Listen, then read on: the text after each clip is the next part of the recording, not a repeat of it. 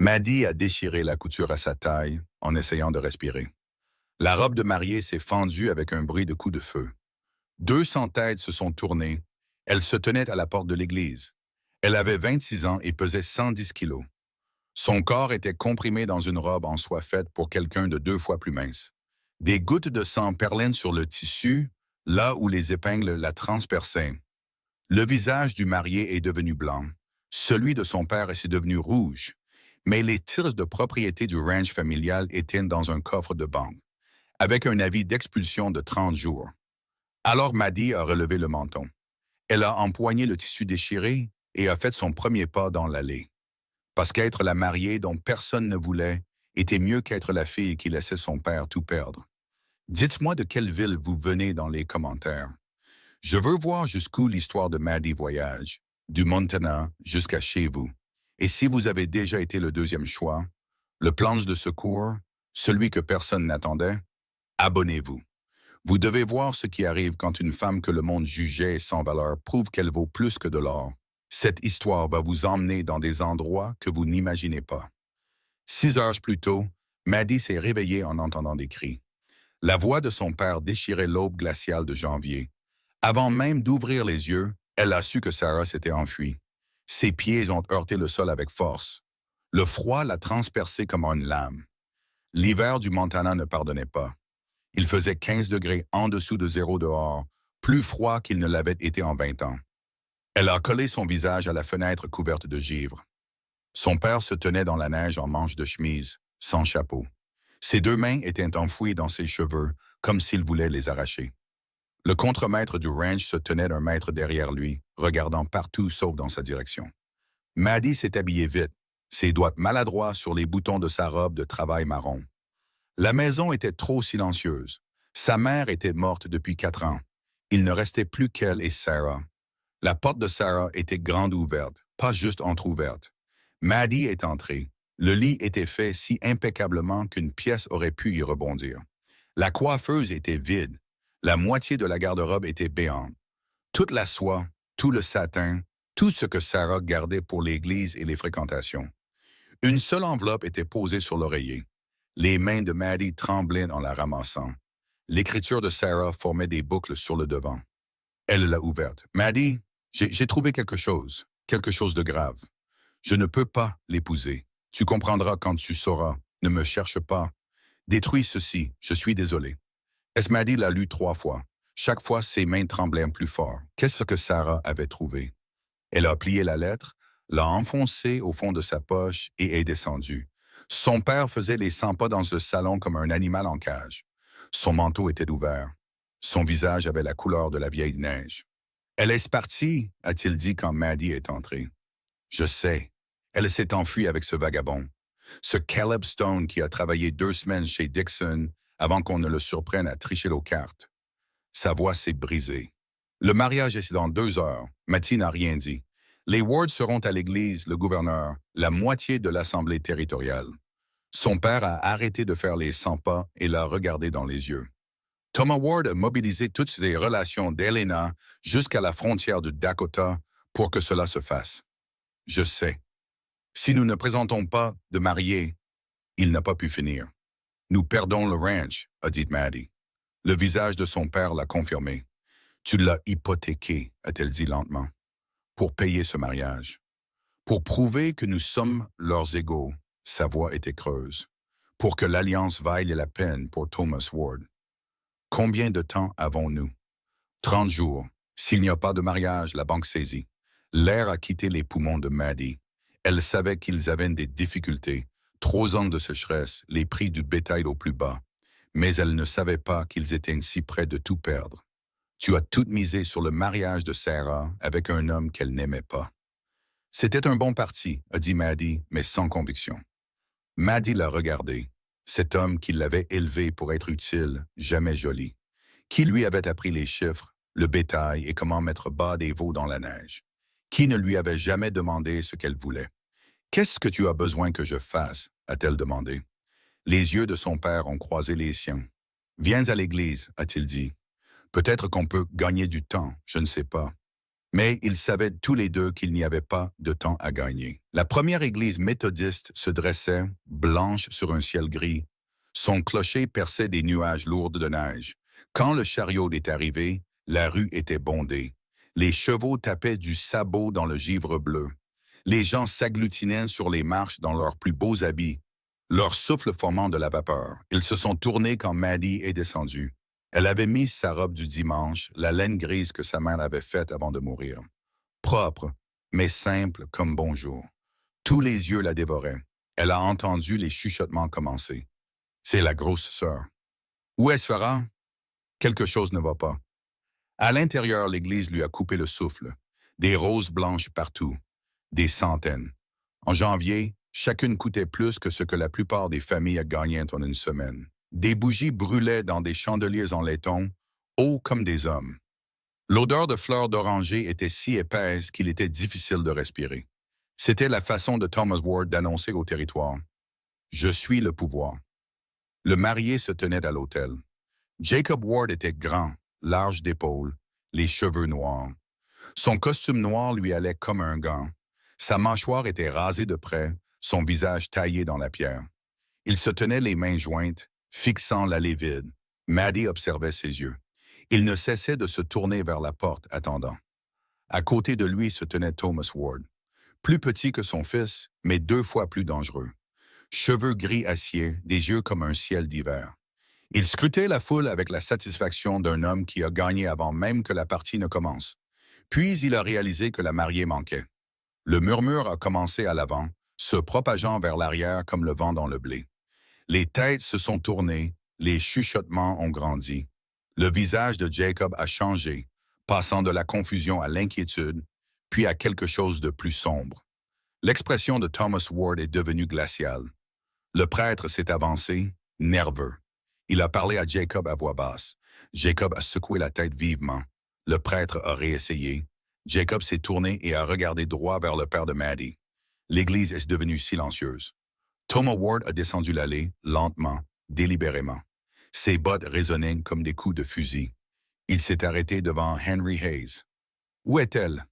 Sa voix a porté jusqu'au moindre recoin. Le père de Maddie a ouvert la bouche. Rien n'est sorti. Où? A répété Thomas. Et la fiancée de mon fils? Elle ne vient pas. L'église a explosé en exclamations et en cris. Une femme près de l'avant s'est levée, la main sur sa poitrine. Thomas n'a pas bougé, fixant Henry Hayes avec une fureur si froide qu'elle en brûlait. Vous m'avez fait perdre mon temps. Sa voix était calme, terrible. Vous avez fait une promesse. Vous l'avez rompue. Il s'est approché. Je vais vous détruire personnellement pour ça. Vous perdrez le ranch, le bétail, tout. Et je m'assurerai que chaque personne dans ce territoire sache quel genre d'homme ne tient pas sa parole. S'il vous plaît, a commencé son père. Non, Maddie s'est entendu parler. Je vais l'épouser. Toutes les têtes se sont tournées. Le silence était absolu. Les yeux de Thomas Ward l'ont trouvé, se sont plissés. Qu'est-ce que vous avez dit?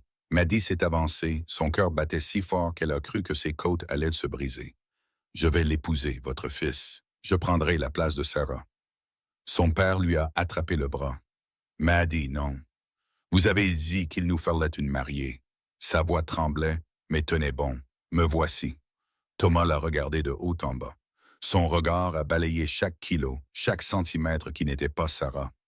Le dégoût sur son visage était flagrant. Vous, a-t-il dit. Oui. Un rire a fusé de quelque part dans la foule, rapidement étouffé. Vous n'êtes même pas... Thomas s'est arrêté et changé de tactique. C'est absurde. Le contrat spécifiait une fille Hay, a dit Maddie. Je suis une fille Hayes. L'accord était pour une alliance entre nos familles, a interrompu Maddie. Je sais lire, Monsieur Ward. J'ai lu le contrat. Il ne précise pas quelle fille. La mâchoire de Thomas s'est crispée. Il s'est tourné vers Jacob, qui était descendu de l'autel.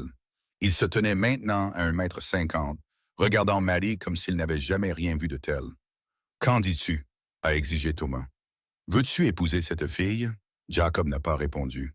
Il a étudié Maddie, l'a vraiment étudiée. Ses yeux ont parcouru son visage, ses épaules, ses mains rugueuses par le travail, serrées sur ses flancs. Elle s'est forcée à soutenir son regard, à le tenir, même si ses genoux tremblaient. Connaissez-vous mon nom? A-t-il demandé. Sa voix était calme. Jacob Ward. Vous savez ce que cela signifie? Ce à quoi vous consentez. Je sais. Silence. Puis Jacob s'est tourné vers son père. Je l'épouserai. Le visage de Thomas s'est assombri. As-tu perdu la tête? Tu voulais cette alliance. La voix de Jacob était égale, contrôlée. Tu voulais ce mariage. Voici ta mariée. Ce n'est pas.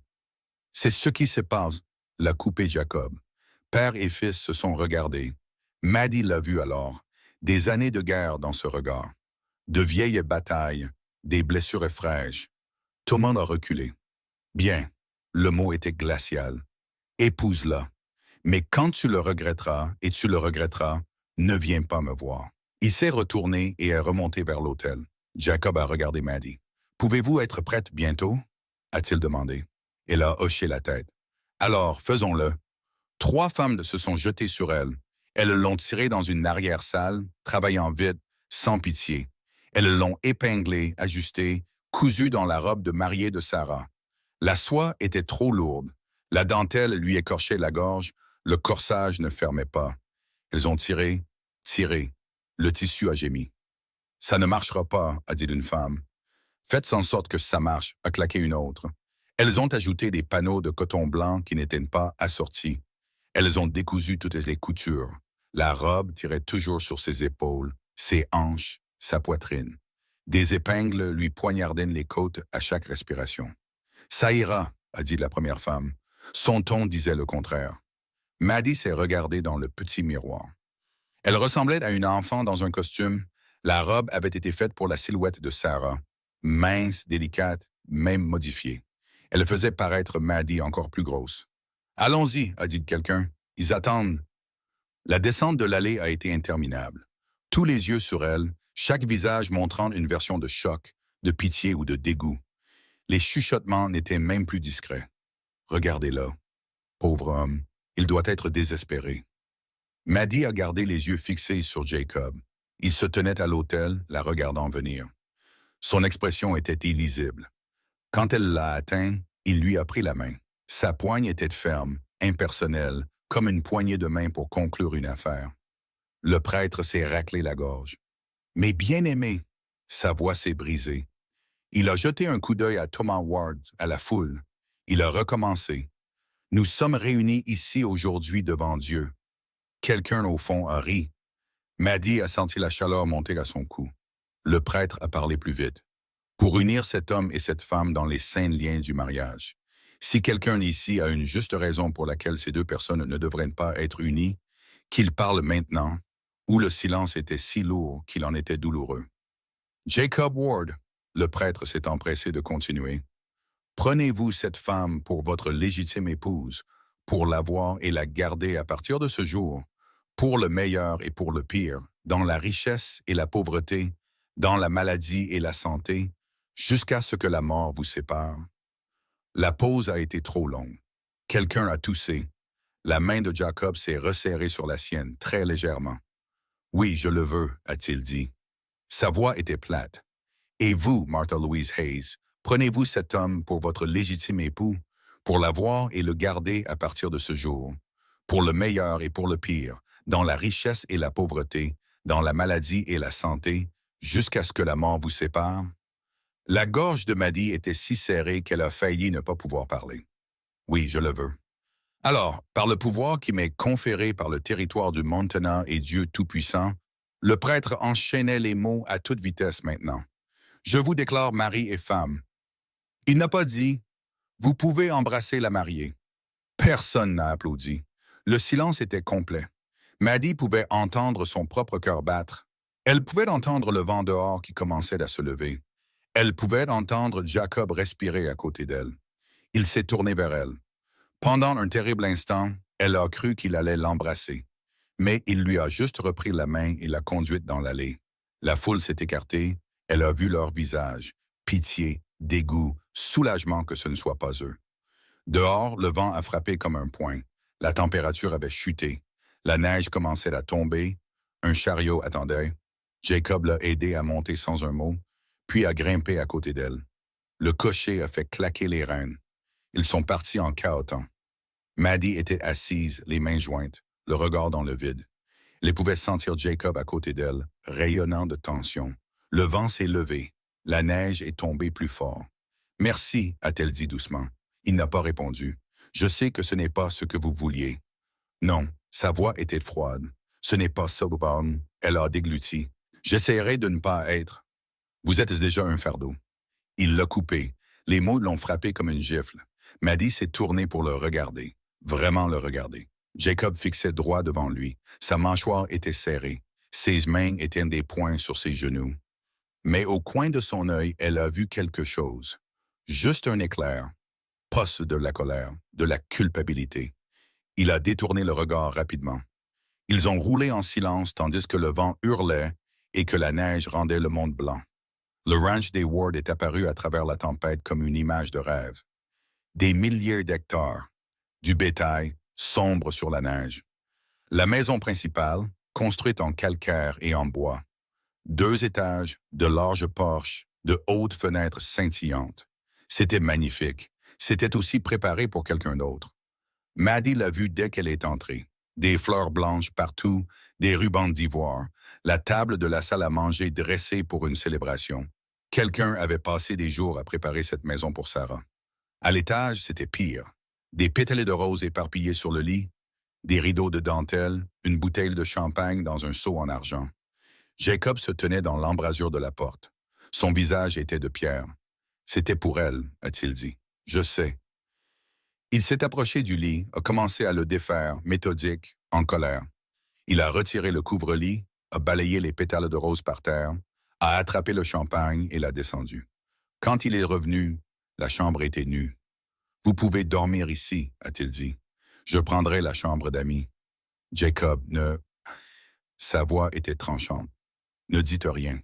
Il est sorti, a fermé la porte. Maddie est restée seule dans la chambre vide, toujours dans la robe de Sarah, et elle a pleuré. Pas des larmes silencieuses, de grands sanglots secouants qui venaient de très loin. Elle a pleuré pour la fille qu'elle avait été, celle qui pensait qu'être utile suffisait. Elle a pleuré pour la femme qu'elle était devenue, debout dans la maison d'un étranger, dans une robe qui ne lui allait pas, mariée à un homme qui ne pouvait pas la regarder. Quand les larmes se sont arrêtées, elle s'est essuyé le visage, a enlevé la robe de mariée, l'a pliée, a trouvé son sac, a sorti sa robe de travail marron, puis elle est descendue pour voir dans quel pétrin elle s'était mariée. La cuisine était un chaos. La vaisselle s'empilait dans l'évier, la cuisinière était froide. Le garde-manger avait l'air d'avoir été saccagé. De la farine à côté de pêche en conserve, à côté de haricots secs, sans aucun ordre. Maddie a retroussé ses manches. Elle dirigeait une cuisine depuis l'âge de 12 ans. Elle connaissait le chaos. Elle savait comment y mettre de l'ordre. Elle a commencé par la cuisinière, a allumé un feu, a fait chauffer de l'eau, puis la vaisselle, lavant, séchant, empilant. Le garde-manger a pris plus de temps, mais elle a travaillé méthodiquement, regroupant les choses similaires, faisant un inventaire mental. Au coucher du soleil, la cuisine était propre et un ragoût mijotait sur la cuisinière. Elle a entendu des bottes sur le porche. La porte s'est ouverte. Des voix d'hommes, basses et fatiguées. Ils se sont arrêtés en la voyant. 6 ouvriers agricoles, tous en vêtements de travail, la fixant comme s'ils ne savaient pas quoi penser d'elle. « Le souper est prêt », a dit Maddie. « Si vous avez faim. » Le plus âgé, au visage buriné et à la barbe grise, a enlevé son chapeau. « Oui, madame, merci beaucoup. » Ils se sont assis. Elle leur a servi du ragoût et des biscuits qu'elle avait faits avec la farine du garde-manger. Elle a versé du café, a sorti du beurre. Ils ont mangé en silence. Puis l'un d'eux a dit « Madame, ce sont les meilleurs biscuits que j'ai mangés en 2 ans. » Un autre a hoché la tête. « Mieux que tout ce qu'on a eu. La gouvernante est partie la semaine dernière, a expliqué l'homme à la barbe grise. On s'est débrouillé. Eh bien, a dit Maddie, je sais cuisiner, donc c'est réglé. Ils se sont détendus, ont commencé à parler, posant des questions polies sur d'où elle venait, si elle aimait le ranch. Ils étaient jahab et d'hommes, rudes mais gentils. Maddie a senti quelque chose se desserrer dans sa poitrine. Jacob est entré alors qu'il finissait. Il s'est arrêté dans l'embrasure de la porte, à regarder la scène. 6 ouvriers mangeant à sa table, riant, sa nouvelle femme les servant comme si elle avait fait ça toute sa vie. L'homme à la barbe grise s'est levé. Patron, votre femme fait un excellent souper. Les yeux de Jacob se sont posés sur Maddie. Elle a soutenu son regard, le menton haut. J'en suis sûr, a-t-il dit. Il s'est retourné et est sorti. Maddie l'a regardé partir. Ça n'allait pas être facile. Ça n'allait ressembler à aucune histoire. Mais le travail était quelque chose que Maddie comprenait. Et elle travaillerait jusqu'à ce qu'il la voie. La voie vraiment. Dehors, le vent s'est levé, la température a chuté, la neige est tombée plus fort. Le blizzard arrivait et Maddie Hayward n'avait aucune idée que ce serait ce qui la sauverait. Les ouvriers sont partis après le souper, la remerciant encore 3 fois. Maddie était seule dans la grande maison avec un mari qui ne lui parlait pas. Elle a entretenu le feu dans la cuisinière de la cuisine, a lavé la dernière vaisselle et a monté les escaliers vers la chambre nue qui était censée être la sienne. Le lit a grincé quand elle s'est assise dessus, un bruit fort, comme s'il annonçait son poids à toute la maison. Elle s'est allongée dans sa robe de travail, trop fatiguée pour se changer, et a fixé le plafond. Quelque part dans le couloir, elle a entendu une porte se fermer. Jacob s'enfermait dans la chambre d'amis. Le sommeil ne venait pas. Elle a écouté le vent qui se levait dehors, faisant vibrer les fenêtres, et a pensé à la lettre de Sarah. J'ai trouvé quelque chose de grave. Qu'est-ce que sa sœur avait découvert sur les Ward? Sur Jacob? Les yeux de Maddie commençaient à peine à se fermer quand elle l'a entendu. Des bottes qui courent, puis des coups si forts sur la porte d'entrée que le cadre a tremblé. Elle était debout et en mouvement avant d'être complètement réveillée. Elle a descendu les escaliers, la main sur la rampe. Jacob était déjà à la porte, l'ouvrant. Le vent et la neige se sont engouffrés. Un homme se tenait sur le porche, couvert de blanc, respirant fort. « Patron, la clôture du pâturage nord est tombée. Le bétail se disperse. » Jacob attrapait déjà son manteau. « Combien? Je ne sais pas. Peut-être 50 têtes. Peut-être plus. On ne voit rien dans cette tempête. Réveillez les hommes, mettez tout le monde debout. » C'est déjà fait. Jacob s'est retourné et a vu Maddie dans les escaliers. Retournez au lit. Que se passe-t-il? La tempête a fait tomber une clôture. On perd du bétail. Il enfilait ses bottes maintenant. Ses mouvements étaient vifs et rapides. Retournez au lit. Je viens avec vous. Il s'est arrêté, l'a regardé comme si elle avait perdu la tête. Sûrement pas. J'ai grandi dans un ranch, je connais le bétail. Vous n'irez pas là-dehors. Il a montré la porte où la neige entrait de côté. Il fait 15 degrés en dessous de zéro. Vous allez geler. Je viens. Non. Maddie l'a bousculé, a attrapé son manteau sur le crochet près de la porte. Vous avez besoin de toutes les mains disponibles. Je peux aider? Vous allez mourir là-dehors. Alors je mourrai utile. Elle a croisé son regard. Je ne vais pas rester assise dans cette maison pendant que vous perdez 50 têtes de bétail parce que vous êtes trop fiers pour me laisser travailler. La mâchoire de Jacob s'est crispée. Il a regardé l'ouvrier qui observait cet échange avec de grands yeux. « Si elle vient, c'est de votre responsabilité s'il lui arrive quelque chose, » a dit l'ouvrier nerveusement. « Il ne va rien arriver, » a dit Maddie. Elle enfilait déjà ses bottes. Jacob a émis un son qui ressemblait à un grognement. « Bien, mais vous restez près de moi. Vous ne partez pas seul. Et si je vous dis de rentrer, vous rentrez. Compris? » Compris. Ils sont sortis dans la tempête. Le froid a frappé Maddie comme un mur, lui coupant le souffle. Le vent hurlait si fort qu'elle ne pouvait plus penser. La neige la frappait de côté, piquant son visage comme des aiguilles. Elle ne voyait pas à 3 mètres devant elle. Jacob lui a attrapé le bras, s'est penché vers son oreille. « Restez avec moi, ne lâchez pas. » Ils se sont frayés un chemin jusqu'à la grange où les autres ouvriers sélènent les chevaux. 6 hommes au total, tous se déplaçant rapidement, tous l'air effrayés. L'homme à la barbe grise du souper l'a vu. « Madame, vous ne devriez pas être ici. »« Elle vient, » a dit Jacob. Son ton a mis fin à la conversation. Ils ont scellé un cheval pour Maddie, une jument trapue avec un épais pelage d'hiver. Elle est montée et le froid de la selle a traversé sa jupe. Ses doigts commençaient déjà à s'engourdir. Jacob est arrivé à côté d'elle. « Si vous changez d'avis, personne ne vous en voudra. »« Je ne changerai pas d'avis. » Il l'a regardé un long moment, puis a hoché la tête une fois. Ils sont partis dans le blizzard. Maddie avait connu les hivers du Montana toute sa vie, mais elle n'avait jamais ressenti un froid pareil. Il lui pénétrait les os, faisait claquer ses dents si fort qu'elle a cru qu'elles allaient se briser. Le vent la poussait de toutes parts, essayant de la faire tomber de cheval. Elle ne voyait pas les autres cavaliers, voyait à peine les oreilles de son cheval. Puis Jacob était de nouveau à côté d'elle, son cheval pressé contre le sien. Il s'est penché et a attrapé ses rênes, les a attachées au pommeau de sa selle. « Pour que vous ne vous perdiez pas », a-t-il crié par-dessus le vent. Ils ont chevauché ainsi pendant ce qui a semblé des heures, mais qui n'était probablement que 20 minutes. Les mains de Maddie étaient gelées sur les rênes. Son visage lui faisait mal. De la glace se formait sur ses cils.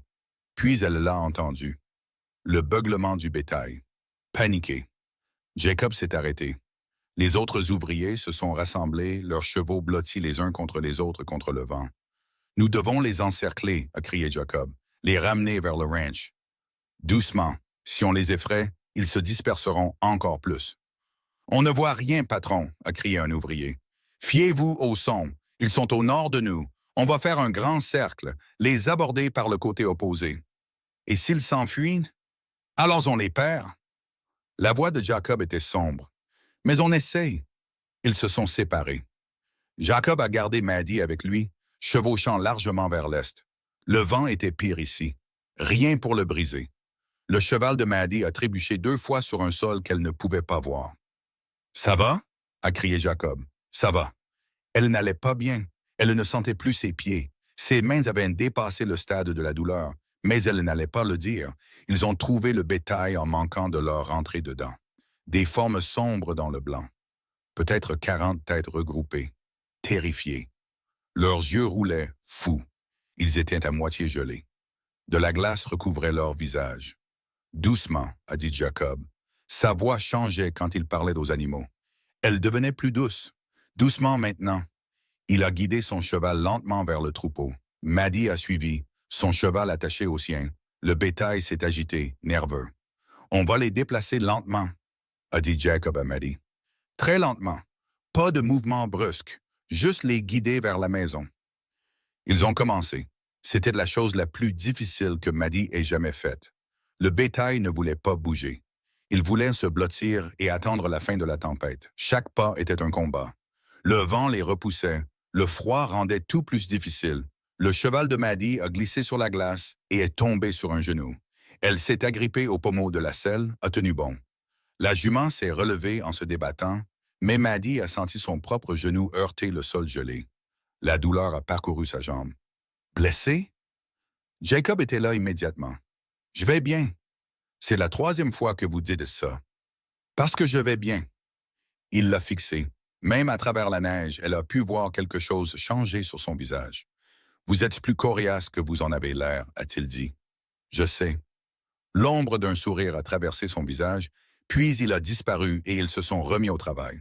Il a fallu 2 heures pour ramener le bétail. 2 heures à combattre le vent, le froid et la peur des animaux. Le corps entier de Maddie tremblait quand ils ont fait passer le troupeau par la clôture brisée et dans l'abri du pâturage de la grange. Les ouvriers ont fait un décompte rapide. « 42 » a crié quelqu'un. « On en a perdu 8 » a dit un autre. Le visage de Jacob était sombre, mais il a hoché la tête. « Ça aurait pu être pire. Faites vérifier s'ils ont des engelures. Je vais réparer la clôture. »« Patron, la clôture peut attendre de demain matin. »« Non, si la tempête change, on en perdra d'autres. » Jacob descendait déjà de cheval. « Allez chercher le fil de fer et les poteaux à la grange. »« J'aide, » a dit Maddie. Tous les hommes se sont tournés pour la regarder. « Madame, vous en avez assez fait, » a dit l'ouvrier à la barbe grise. « Rentrez vous réchauffer. Plus vite on la répare, plus vite tout le monde rentrera. » Maddie a glissé de son cheval. Ses jambes ont failli la lâcher. Elle s'est agrippée à la selle pour se stabiliser. Jacob la regardait. « Vous tenez à peine debout.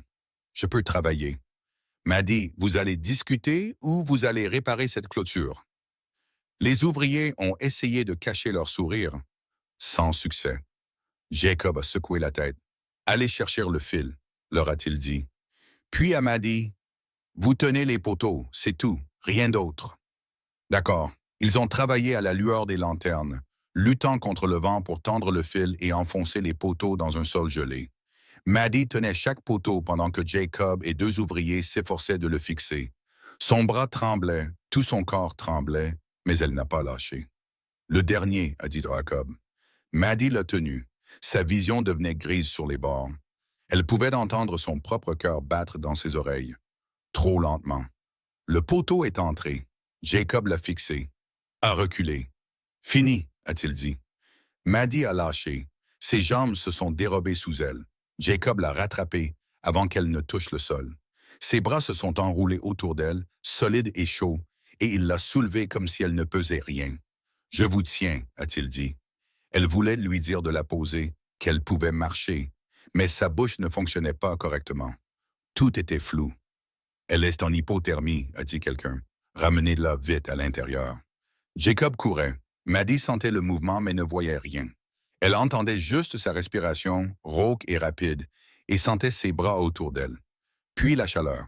Ils étaient à l'intérieur. Jacob a fermé la porte d'un coup d'épée derrière eux. « Allumez le feu !» a-t-il crié. « De l'eau chaude, des couvertures, bougez-vous !» Maddie s'est sentie déposée sur quelque chose de doux. Le canapé du salon. Des mains lui retiraient son manteau, ses bottes. Tout son corps tremblait si fort que ses dents claquaient.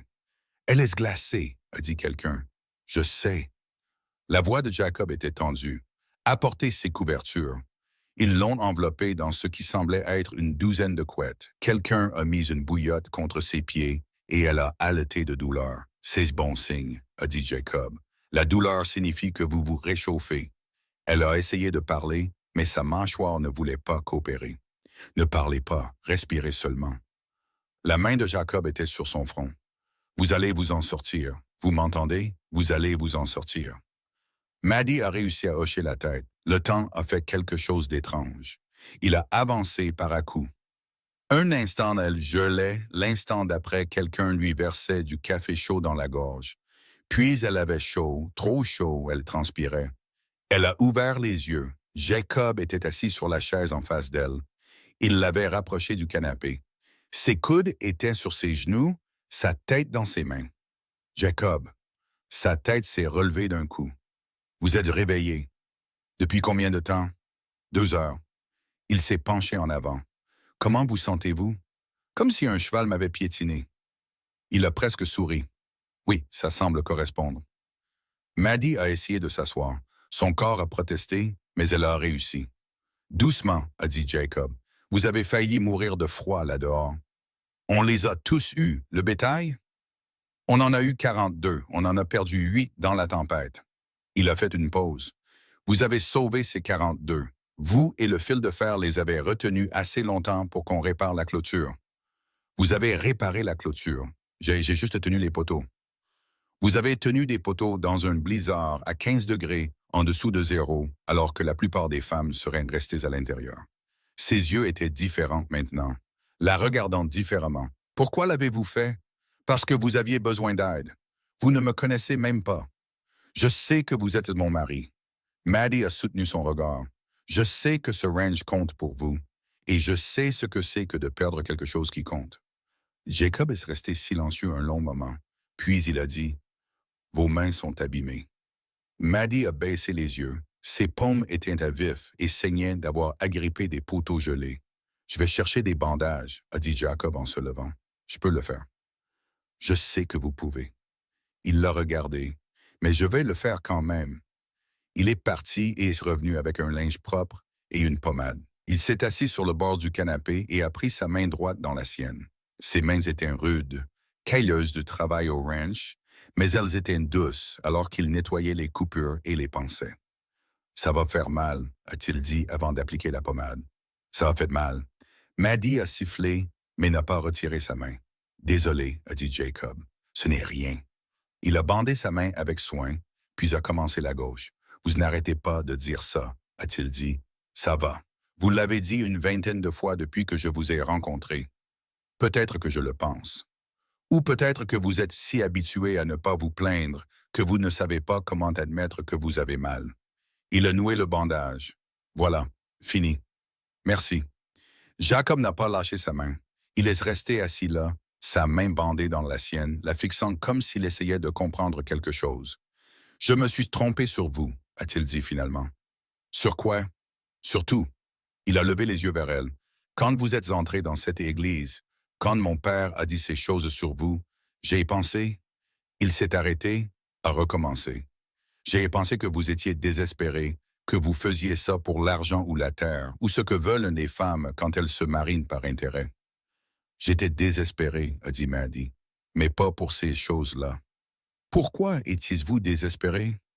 Pour compter. Les mots sont sortis avant qu'elle ne puisse les retenir. J'ai passé toute ma vie à être la sœur que personne ne regardait. La fille qui était utile mais pas désirée. Et quand Sarah s'est enfuie, j'ai vu une chance d'être autre chose qu'invisible, même si cela signifiait épouser un étranger. La main de Jacob s'est resserrée sur la sienne. Vous n'êtes pas invisible. Je l'étais pour tout le monde, sauf pour mon père quand il avait besoin de quelque chose de soulevé, de cuisiner ou de compter. Eh bien, vous ne l'êtes plus. Sa voix était rauque. Pas pour moi, pas après ce soir. Ce que vous avez fait là-dehors, tenir ces poteaux, chevaucher dans cette tempête alors que vous sentiez à peine vos doigts, ce n'était pas invisible. C'était la chose la plus courageuse que j'ai vue depuis des années. Maddie a senti quelque chose se briser dans sa poitrine. Vous n'êtes pas obligé de dire ça. Je ne le dis pas parce que je dois le faire lever, je le dis parce que c'est vrai. Il a lâché sa main et s'est levé.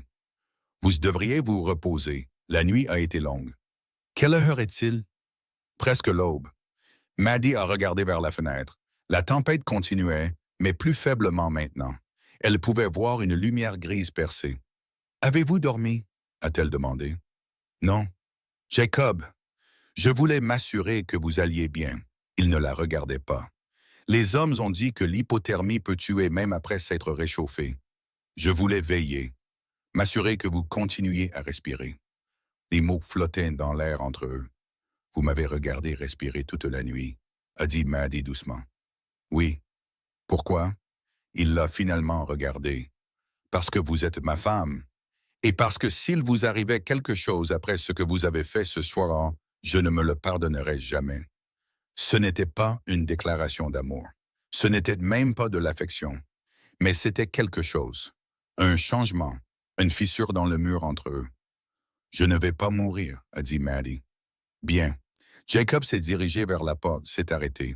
« Les hommes parlent de vous, vous savez, de ce que vous avez fait. La nouvelle va se répandre. » Que disent-ils? Que Jacob Ward a épousé une femme qui en vaut 10 comme la fiancée qui s'est enfuie. Il a jeté un regard en arrière vers elle. Ils n'ont pas tort. Puis il est parti, laissant Maddie seule avec ses mains bandées et son cœur qui battait la chamade. Elle s'est rallongée sur le canapé et a fermé les yeux. Dehors, la tempête hurlait. À l'intérieur, le feu crépitait. Et pour la première fois depuis qu'elle avait enfilé cette robe de mariée, Maddie s'est autorisée à croire que peut-être ça pourrait marcher. Peut-être qu'elle pourrait construire quelque chose ici, quelque chose de réel. Les 2 jours suivants passèrent comme dans un brouillard. La tempête ne s'est pas calmée. Ils étaient piégés à l'intérieur. Tous. Maddie, Jacob, les 6 ouvriers agricoles. La maison n'était pas conçue pour autant de monde, mais ils se sont arrangés. Maddie cuisinait. 3 repas par jour pour 8 hommes qui mangeaient comme s'ils avaient été affamés. Elle a utilisé de la farine, du bœuf et du café comme de l'eau. Ses mains lui faisaient mal, mais elle les bandait fermement et continuait à travailler. Les hommes aidaient, faisant la vaisselle, transportant de l'eau, coupant du bois pour la cuisinière. Ils plaisantaient avec elle, racontaient des histoires, posaient des questions sur sa famille. Jacob observait depuis la périphérie. Il ne se joignait pas aux conversations, mais il était toujours là, toujours à proximité. Le 2e soir, après que le souper fut débarrassé et que les hommes furent partis au dortoir, Maddie le trouva dans le bureau. Il était assis à la table, entouré de papier, une lampe brûlant faiblement à côté de lui. « Vous devriez dormir, » dit-elle depuis l'embrasure de la porte. « Je ne peux pas. J'ai des comptes à régler avant la fin du mois. » Maddie s'est approchée, a regardé les papiers. C'était un désordre. Des factures mélangées à des reçus, mélangées à des contrats. Rien n'était organisé. Les dates étaient dans le désordre. « Comment suivez-vous quoi que ce soit? » a-t-elle demandé. Jacob s'est frotté les yeux. « Je ne suis rien. Je paye ce qui semble correct et j'espère ne pas me faire trop arnaquer. » Vous vous faites arnaquer. Il a levé les yeux. Quoi? Ceci. Maddie a pris une facture. Vous payez pour 300 livres de fourrage, mais ce reçu de la même entreprise 2 semaines plus tôt montre que vous en avez déjà acheté 400. Soit vous utilisez le fourrage très vite, soit quelqu'un vous facture 2 fois. Jacob a pris les papiers, les a comparés. Son visage s'est assombri. Fils de... Et ça? Maddie a sorti une autre facture. Vous payez le salaire d'un ouvrier nommé Jim Barlow. Mais j'ai rencontré tous vos hommes. Il n'y a pas de Jim Barlow. Il a démissionné l'automne dernier. Alors pourquoi le payez-vous encore? Jacob a fixé la facture. Je ne savais pas que je le faisais. Parce que vos comptes sont un chaos. Maddie s'est assise sur la chaise en face de lui. Vous perdez de l'argent et vous ne le savez même pas. Je sais que le ranch ne fait pas les bénéfices qu'il devrait. Il ne fait pas ce de bénéfices parce que vous payez des choses 2 fois et des gens qui ne travaillent plus ici. Elle a fait un geste vers le désordre. Laissez-moi organiser ça. Vous n'êtes pas obligé. Je veux le faire. Je suis doué avec les chiffres. Je l'ai toujours été. Laissez-moi aider. Jacob l'a regardé, puis les papiers, puis de nouveau elle. D'accord, a-t-il dit finalement. D'accord. Ils ont travaillé jusqu'à minuit. Maddie triant les papiers, Jacob répondant aux questions sur les dates, les achats et les ouvriers qui avaient démissionné. Quand ils ont eu fini, elle avait trouvé près de 300 $ de frais en double et de salaire fantôme. 300 $, a dit Jacob, fixant les chiffres qu'elle avait écrits. Je perdais 300 $ et je ne le savais même pas. Vous le savez maintenant. Il l'a regardé. Vous avez fait ça en une nuit. J'ai fait ça en 4 heures. Mon père a un comptable qui vient 1 fois par mois, facture 20 $ la visite et il n'a jamais rien trouvé de tout ça. Le comptable de votre père ne cherche pas les problèmes, il cherche ses 20 $. Jacob a ri, et vraiment ri. Le son les a surpris tous les deux. Vous avez entendu quelque chose d'autre? A-t-il dit. C'est bon ou mauvais? C'est bon. Il a croisé son regard. C'est très bon. Le feu dans le bureau avait baissé. Dehors, le vent hurlait toujours, mais plus doucement maintenant. La tempête se calmait. Je devrais vous laisser dormir, a dit Maddie en se levant. Maddie. Jacob l'a arrêté. Merci pour ça, pour tout. De rien. Elle s'est tournée pour partir, mais sa voix l'a de nouveau arrêtée. Je suis désolé. Elle s'est retournée. Pourquoi? Pour ce que j'ai dit dans le chariot, que vous étiez un fardeau. Il s'est levé. Vous ne l'êtes pas. Vous êtes... Il cherchait ses mots. Vous êtes le contraire d'un fardeau. Vous avez sauvé mon bétail. Vous avez trouvé l'argent que je perdais. Vous cuisinez, vous travaillez et vous ne vous plaignez pas, même quand vous devriez. Il a pris une profonde inspiration. Je me suis trompé sur vous et je suis désolé. Maddie a senti des larmes lui piquer les yeux. Elle les a refoulées. Excuse acceptée, a-t-elle dit. Ils sont restés là, dans la lumière mourante du feu, à se regarder. Quelque chose avait changé entre eux. Un mur était tombé. Bonne nuit, Jacob. Bonne nuit, Maddie. Elle est montée dans la chambre nue qui commençait à lui sembler sienne, s'est allongée dans le lit qui ne grinçait plus aussi fort et s'est endormie avec un sourire aux lèvres. Dehors, la tempête s'est enfin calmée. Le vent est tombé. La neige a cessé. Au matin, le ciel était clair, bleu et froid comme du verre. Et Maddie Hayward s'est réveillée au premier jour de son vrai mariage. La première chose que Maddie a faite ce matin-là a été de prendre complètement possession du bureau. Elle a déplacé la table plus près de la fenêtre où la lumière était meilleure, a organisé les papiers en piles logiques et a écrit un système de suivi des dépenses que même un enfant pourrait suivre. Quand Jacob est descendu, elle avait déjà trouvé 2 autres factures en double et un contrat qu'ils avaient signé qui leur facturait 3 centimes de plus par livre de grains que le taux en vigueur. Le café est sur la cuisinière, a-t-elle dit sans lever les yeux. Jacob s'est arrêté dans l'embrasure de la porte. Vous êtes levé depuis un moment. Depuis l'aube, votre fournisseur de grains vous surfacture depuis 6 mois. C'est 140 $ de plus que vous avez perdu. Il s'est approché du bureau, a regardé par-dessus son épaule les chiffres. Elle pouvait sentir la chaleur de sa présence, l'odeur du savon qu'il avait utilisé pour se raser. Comment voyez-vous ça si vite? A-t-il demandé. L'habitude. Mon père n'a jamais su tenir ses comptes. Je le fais depuis que j'ai 14 ans. Elle a pointé une colonne. Voyez ici, c'est ce que vous avez payé par livre en mars, c'est ce que vous avez payé en avril. Même fournisseur, le prix a bondi, mais il n'y a pas de sécheresse, pas de pénurie qui le justifierait. Il vous facture juste plus cher parce qu'il pense que vous ne le remarquerez pas. La main de Jacob s'est posée sur le bureau à côté de la sienne. Sa manche a effleuré son bras. Nous allons en ville aujourd'hui, a-t-il dit. Je vais avoir une conversation avec ce fournisseur. Bien, pendant que vous y êtes, nous devons ouvrir un compte à la banque. Un compte séparé pour les dépenses de la maison. En ce moment, tout est mélangé et c'est impossible à suivre. Vous voulez votre propre compte? Maddie a levé les yeux vers lui. Je veux un compte pour gérer cette maison. La nourriture, les fournitures, les salaires de toute aide domestique que nous embaucherons. Il doit être séparé des opérations de ranch, sinon les livres ne seront jamais clairs. Il a étudié son visage. Vous avez réfléchi à ça. J'ai réfléchi à beaucoup de choses. Elle s'est retournée vers les papiers. Votre père va bientôt venir ici. Vous le savez. La température dans la pièce a chuté. Qu'est-ce qui vous fait dire ça? La voix de Jacob était prudente. Parce que les hommes comme lui ne lâchent rien. Le mariage a été une humiliation pour lui. Il va essayer de réparer ça. Il n'y a rien à réparer. Je le sais, vous le savez, mais il viendra quand même.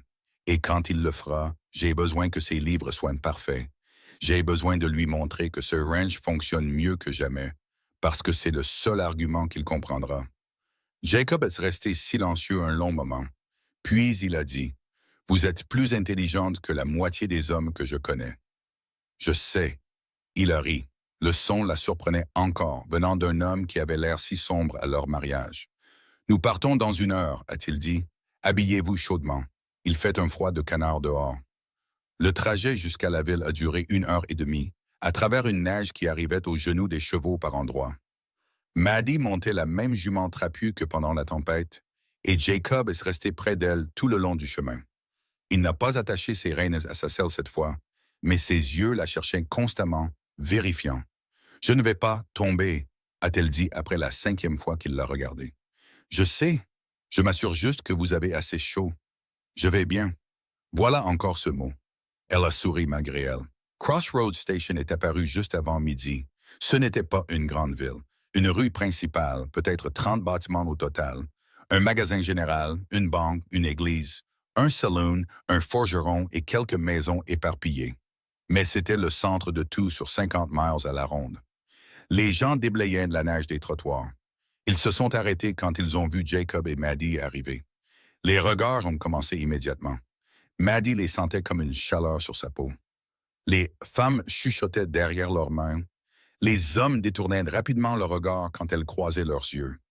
Un groupe d'enfants a arrêté de jouer pour la regarder passer. « Ignorez-les, » a dit Jacob doucement. « J'ai l'habitude. » « Vous ne devriez pas. » Ils ont attaché leurs chevaux devant le magasin général. Jacob l'a aidé à descendre et sa main est restée sur sa taille 1 seconde de trop. Puis il a reculé et lui a offert son bras. Maddie l'a pris. Ils sont entrés dans le magasin ensemble. Helen Cooper se tenait derrière le comptoir. C'était une femme solide d'une 40aine d'années, avec des cheveux grisonnants et des yeux vifs qui ne manquaient rien. Elle a levé les yeux quand ils sont entrés et son expression est devenue soigneusement neutre. « Monsieur Ward, » a-t-elle dit. « Madame. »« Madame Cooper, » a dit Jacob. « Nous devons parler du contrat de grain. » « Bien sûr, laissez-moi prendre les papiers. » Elle a disparu dans l'arrière-boutique. Maddie a regardé autour d'elle. Le magasin était propre, bien organisé, sentait le café, le tabac et les herbes séchées suspendues au chevron. 2 autres femmes faisaient leurs courses. Elles s'étaient tues quand Maddie était entrée. Maintenant, elle chuchotait sans même essayer de le cacher.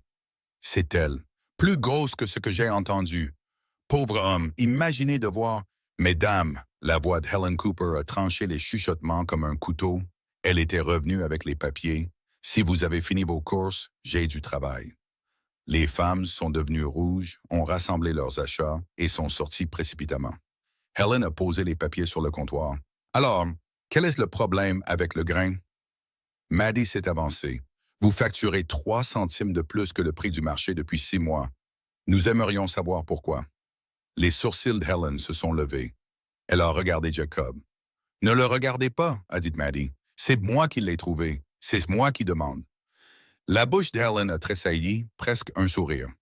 Le taux a augmenté en avril, pénurie due aux retards du chemin de fer. Les retards du chemin de fer ont été résolus en mai. Votre prix n'est pas redescendu. Je n'avais pas réalisé qu'il le devait. Eh bien si, et nous aimerions un crédit pour le trop perçu. 6 mois à 3 centimes par livre.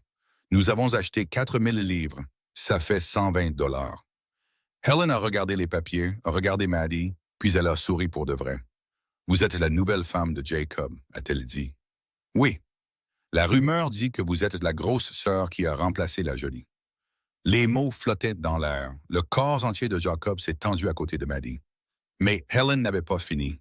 La rumeur dit aussi que vous êtes sorti dans ce blizzard et que vous avez sauvé 40 têtes de bétail, que vous cuisinez mieux que quiconque dans le territoire et que vous avez une tête pour les chiffres qui fait honte à la plupart des hommes. Elle a sorti un registre, a fait une annotation. Le crédit est à vous et le prix redescend au taux du marché à partir d'aujourd'hui. C'est juste. Maddie a senti quelque chose se desserrer dans sa poitrine. C'est juste. Bien. Helen a fermé le registre. Maintenant, je ne sais pas ce qui s'est passé avec votre sœur, ça ne me regarde pas. Mais je dirige une entreprise basée sur la qualité et l'honnêteté. Et quiconque peut repérer une surfacturation de 3 centimes sur 6 mois de compte est quelqu'un avec qui je veux faire affaire. Elle a tendu la main. Bienvenue à Crossroads Station, Madame Ward. Maddie l'a serrée. La poigne d'Helen était ferme et chaude. Merci. Ne me remerciez pas, gardez juste votre mari honnête. Helen a fait un clin d'œil à Jacob. Dieu sait qu'il en a besoin. Ils ont quitté le magasin avec le crédit obtenu et un nouveau contrat signé. Dehors, Jacob était silencieux. « Quoi? » a demandé Maddie. « Rien. » Je réfléchis. « À quoi? » « À la façon dont vous avez mouché Helen Cooper en 5 minutes. Cette femme n'aime personne. Elle a aimé que je connaisse mes chiffres. Elle vous a aimé, vous. » Jacob l'a regardé. Il y a une différence. Ils sont allés à la banque ensuite. Maddie a ouvert le compte de la maison à son propre nom et a déposé le crédit de 120 $ du magasin. Le banquier, un homme mince avec des lunettes, a essayé d'insister pour que Jacob co-signe.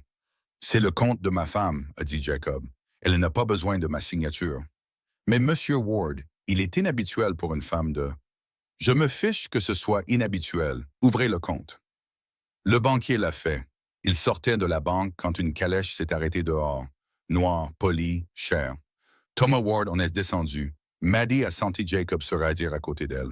Thomas les a vus immédiatement.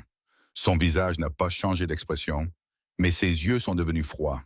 « Fils, » a-t-il dit. « Père, j'ai entendu dire que tu étais en ville. J'ai pensé m'épargner le trajet jusqu'au ranch. » Le regard de Thomas s'est posé sur Maddie. Madame Ward. Monsieur Ward. Une petite foule se rassemblait. Les gens sentaient la confrontation comme les chiens sentent l'orage. « Je suis venu discuter de la situation, » a dit Thomas. Sa voix était portée, destinée au public autant qu'à eux. Cette situation malheureuse. « Il n'y a pas de situation, » a dit Jacob. « Il y a un mariage qui a été contracté sous de faux prétextes. Une substitution qui n'a jamais été autorisée. Une humiliation pour le nom de notre famille. Le mariage est légal. Légal et approprié sont deux choses différentes. » Thomas s'est approché et regardé Maddie avec un dégoût non dissimulé. « Vous avez profité d'un moment de chaos. Vous vous êtes inséré là où on ne voulait pas de vous. Je ne sais pas ce que vous espériez gagner. » Elle espérait sauver le ranch de sa famille, l'a coupé Jacob. Elle s'est offerte comme solution à un problème que ma fiancée a créé en s'enfuyant. Si quelqu'un doit être humilié, c'est la famille Hayes pour avoir produit une fille qui ne tient pas ses promesses. Mais Maddie a honoré l'engagement. Elle s'est présentée. Elle a prononcé les vœux. Elle travaille au ranch comme si c'était le sien, parce que ça l'est. Ces ranchs est la propriété des Warden.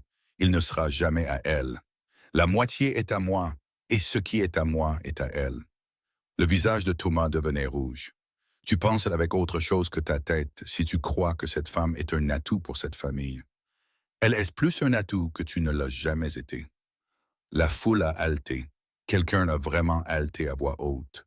Thomas est devenu très calme. « Qu'est-ce que tu as dit? » « Tu m'as entendu. » La voix de Jacob était stable. Dur. Maddie est ici depuis moins d'une semaine et elle a déjà trouvé 300 dollars de fraude et de surfacturation que ton comptable hors de prix n'a jamais attrapé. Elle a organisé des comptes que tu as laissés devenir un chaos. Elle est sortie dans un blizzard et a aidé à sauver 40 têtes de bétail pendant que tu étais assis au chaud dans ta maison à compter ton argent. Alors oui, c'est un atout, un sacré atout, plus que tu ne l'as été depuis des années. Ingrat. J'en ai fini d'être reconnaissant pour une enfance passée à m'entendre dire que je n'étais pas assez bien, sauf si je faisais exactement ce que tu voulais. La voix de Jacob s'est élevée. J'en ai fini de prétendre respecter un homme qui mesure les gens à leur compte en banque et à leur lignée au lieu de leur caractère. Et j'en ai fini de t'écouter insulter ma femme. Thomas tremblait de rage. Elle n'est pas digne d'être une Ward.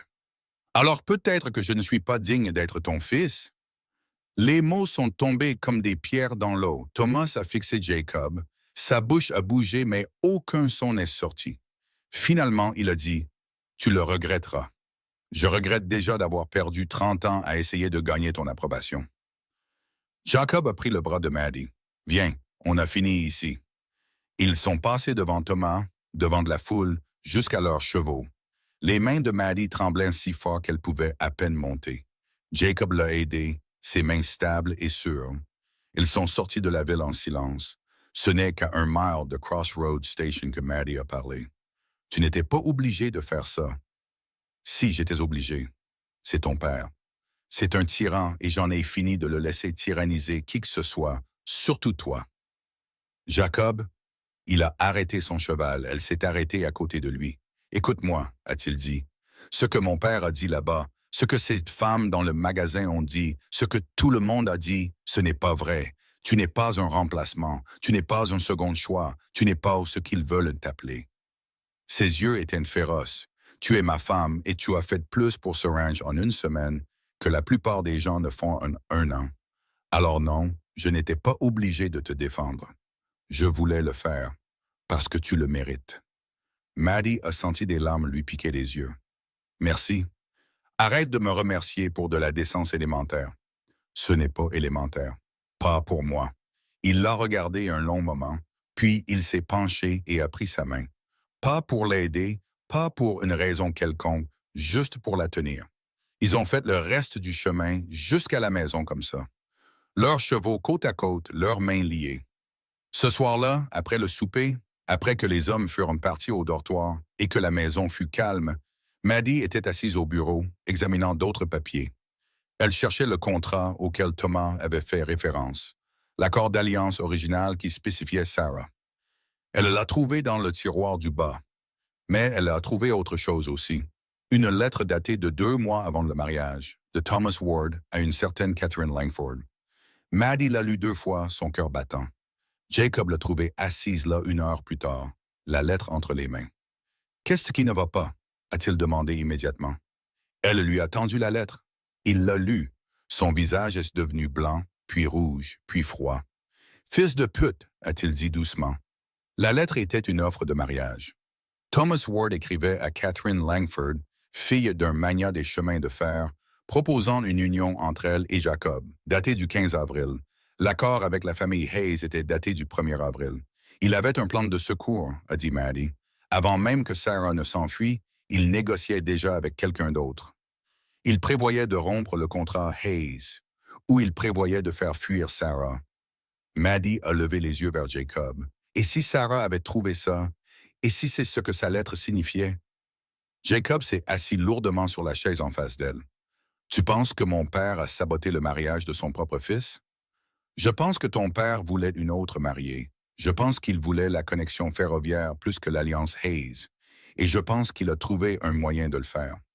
En quoi? En effrayant Sarah ou en payant quelqu'un pour la séduire? » Maddie a sorti la lettre de Sarah, celle qui disait « J'ai trouvé quelque chose de grave. » Et si le vagabond n'était pas un hasard? Et s'il avait été engagé? Jacob a fixé les lettres, les dates, les implications. « Si c'est vrai, a-t-il dit lentement, si mon père a manigancé tout ça pour écarter Sarah afin de me pousser vers Catherine Langford, alors l'échec du mariage n'était pas un chaos. C'était planifié. Et ton intervention a tout gâché. Ils sont restés assis en silence, le poids de cette révélation pesant sur eux. Finalement, Jacob a dit, « Nous ne pouvons rien prouver de tout ça. » Non, mais c'est logique. Ton père essaie d'annuler notre mariage depuis le premier jour. Il veut que tu épouses Catherine Langford. L'argent des chemins de fer, les relations. Maddie a plié les lettres avec soin. Il n'arrêtera pas. Qu'il essaye. La voix de Jacob était dure. Je n'annulerai rien. Je n'épouserai pas une princesse des chemins de fer. Je suis marié à toi. Jacob, je le pense. Il s'est levé, a contourné le bureau, l'a mise debout. Je me fiche de ce que mon père a prévu ou de qui il voulait que j'épouse. Je me soucie de la femme qui a chevauché dans un blizzard pour du bétail qu'elle n'avait jamais vu, qui a trouvé l'argent que je perdais, qui tient tête aux propriétaires de magasins et aux banquiers comme si elle était née pour ça. Ses mains étaient sur ses épaules maintenant. Je me soucie de toi. Le souffle de Maddie s'est coupé. Tu me connais à peine. J'en sais assez. Je sais que tu es courageuse, intelligente et têtue comme une mule. Je sais que tu fais le meilleur café que j'ai jamais bu et que tu peux tenir un poteau de clôture par 15 degrés en dessous de zéro sans te plaindre. Je sais que mes hommes te respectent. Je sais que Helen Cooper t'aime bien et elle n'aime personne. Je sais. Il s'est arrêté, a pris une profonde inspiration. Je sais que je me suis trompé sur toi et je sais que je ne veux pas te perdre. Tu ne vas pas me perdre. Mon père va essayer de prendre ce ranch, tu le sais. Qu'il essaye. J'ai trouvé 300 dollars qu'il perdait dans une semaine. Donne-moi un mois et j'en trouverai 3000. Donne-moi un an et ce ranch sera si rentable qu'il n'aura aucun argument légal. Les mains de Jacob se sont resserrées sur ses épaules. Tu ferais ça? Te battre pour ça? Pour nous? Je le fais déjà. Il l'a tirée plus près, pas tout à fait une étreinte, mais assez près pour qu'elle puisse sentir sa chaleur, l'odeur du savon, du cuir et quelque chose qui n'appartenait qu'à lui. Je veux t'embrasser, a-t-il dit doucement. Le cœur de Maddie s'est arrêté. Quoi? Je veux embrasser ma femme, si elle est d'accord. Elle ne pouvait plus respirer, plus penser, seulement hocher la tête. La main de Jacob s'est posée sur son visage. Son pouce a caressé sa joue. Puis il s'est penché et l'a embrassée. Ce n'était pas comme le bref et maladroit contact des lèvres au mariage. C'était lent, prudent. Sa bouche était chaude et il avait le goût du café qu'il avait bu. Sa main a enveloppé son visage comme si elle était quelque chose de précieux. Quand il s'est reculé, ils respiraient tous les deux fort. « Je voulais faire ça depuis que tu as tenu ces poteaux de clôture, » a-t-il dit. C'était il y a 3 jours. Je sais, je suis lent. Elle a ri, a vraiment ri, et il a souri et l'a embrassée à nouveau. Cette fois, quand ils se sont séparés, il a posé son front contre le sien. « Reste avec moi ce soir, a-t-il dit. Pas dans la chambre d'amis, pas dans des lits séparés. Avec moi. » Le corps entier de Maddie tremblait. « Jacob, nous ne sommes pas obligés de faire quoi que ce soit. Je veux juste que tu sois près de moi. Savoir que tu es là, que c'est réel. C'est réel. Alors reste. » Elle a hoché la tête contre son front. « D'accord. » Ils sont montés ensemble dans la chambre principale qui avait été vidée cette première nuit. Jacob a ravivé le feu pendant que Maddie se changeait en chemise de nuit dans le petit dressing. Quand elle est sortie, il était déjà au lit, les couvertures relevées de son côté. Elle s'est glissée à côté de lui. Le lit était chaud. Il était chaud. Quand il l'a tirée près de lui, la blottissant contre son flanc, elle s'y est sentie comme si elle avait été faite pour ça. « Ça va? » a-t-il demandé. « Oui. » Son bras autour d'elle, sa tête sur sa poitrine. Je les pouvais entendre son cœur battre, régulier et fort. Maddie. « Oui. Je suis content que Sarah se soit enfuie. » Elle a souri dans le noir. Moi aussi. Ils se sont endormis comme ça, enlacés, pendant que le feu se consumait et que la nuit du Montana transformait le monde en glace dehors. Et pour la première fois depuis qu'elle avait enfilé cette robe de mariée trop petite, Maddie a eu l'impression d'être exactement là où elle devait être. Maddie s'est réveillée avec la lumière grise qui filtrait par la fenêtre et les bras de Jacob toujours autour d'elle. Elle est restée très immobile, ne voulant pas briser l'instant. Sa respiration était lente et régulière contre ses cheveux. Elle pouvait sentir le va-et-vient de sa poitrine sous sa joue. Puis il a bougé et son bras s'est resserré autour d'elle. Tu es réveillé? Sa voix était rauque de sommeil. Oui. Bien, il n'a pas se lâché. Je pensais avoir rêvé la nuit dernière. Tu n'as pas rêvé. Bien, a-t-il répété. Ils sont restés comme ça jusqu'à ce que le jour se lève complètement. Puis Jacob a embrassé le sommet de sa tête et s'est levé pour commencer la journée.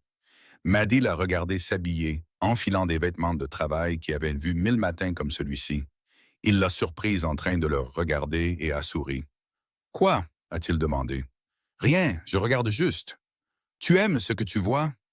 Je suis encore en train de décider. » Il a ri et est revenu vers le lit, l'a embrassé correctement cette fois. « Décide vite, je suis un homme patient, mais pas à ce point. » Puis il est parti, ses bottes résonnant dans les escaliers, et Maddie est restée seule avec un sourire qu'elle ne pouvait effacer de son visage. Le sentiment de bien-être a duré exactement 3 heures.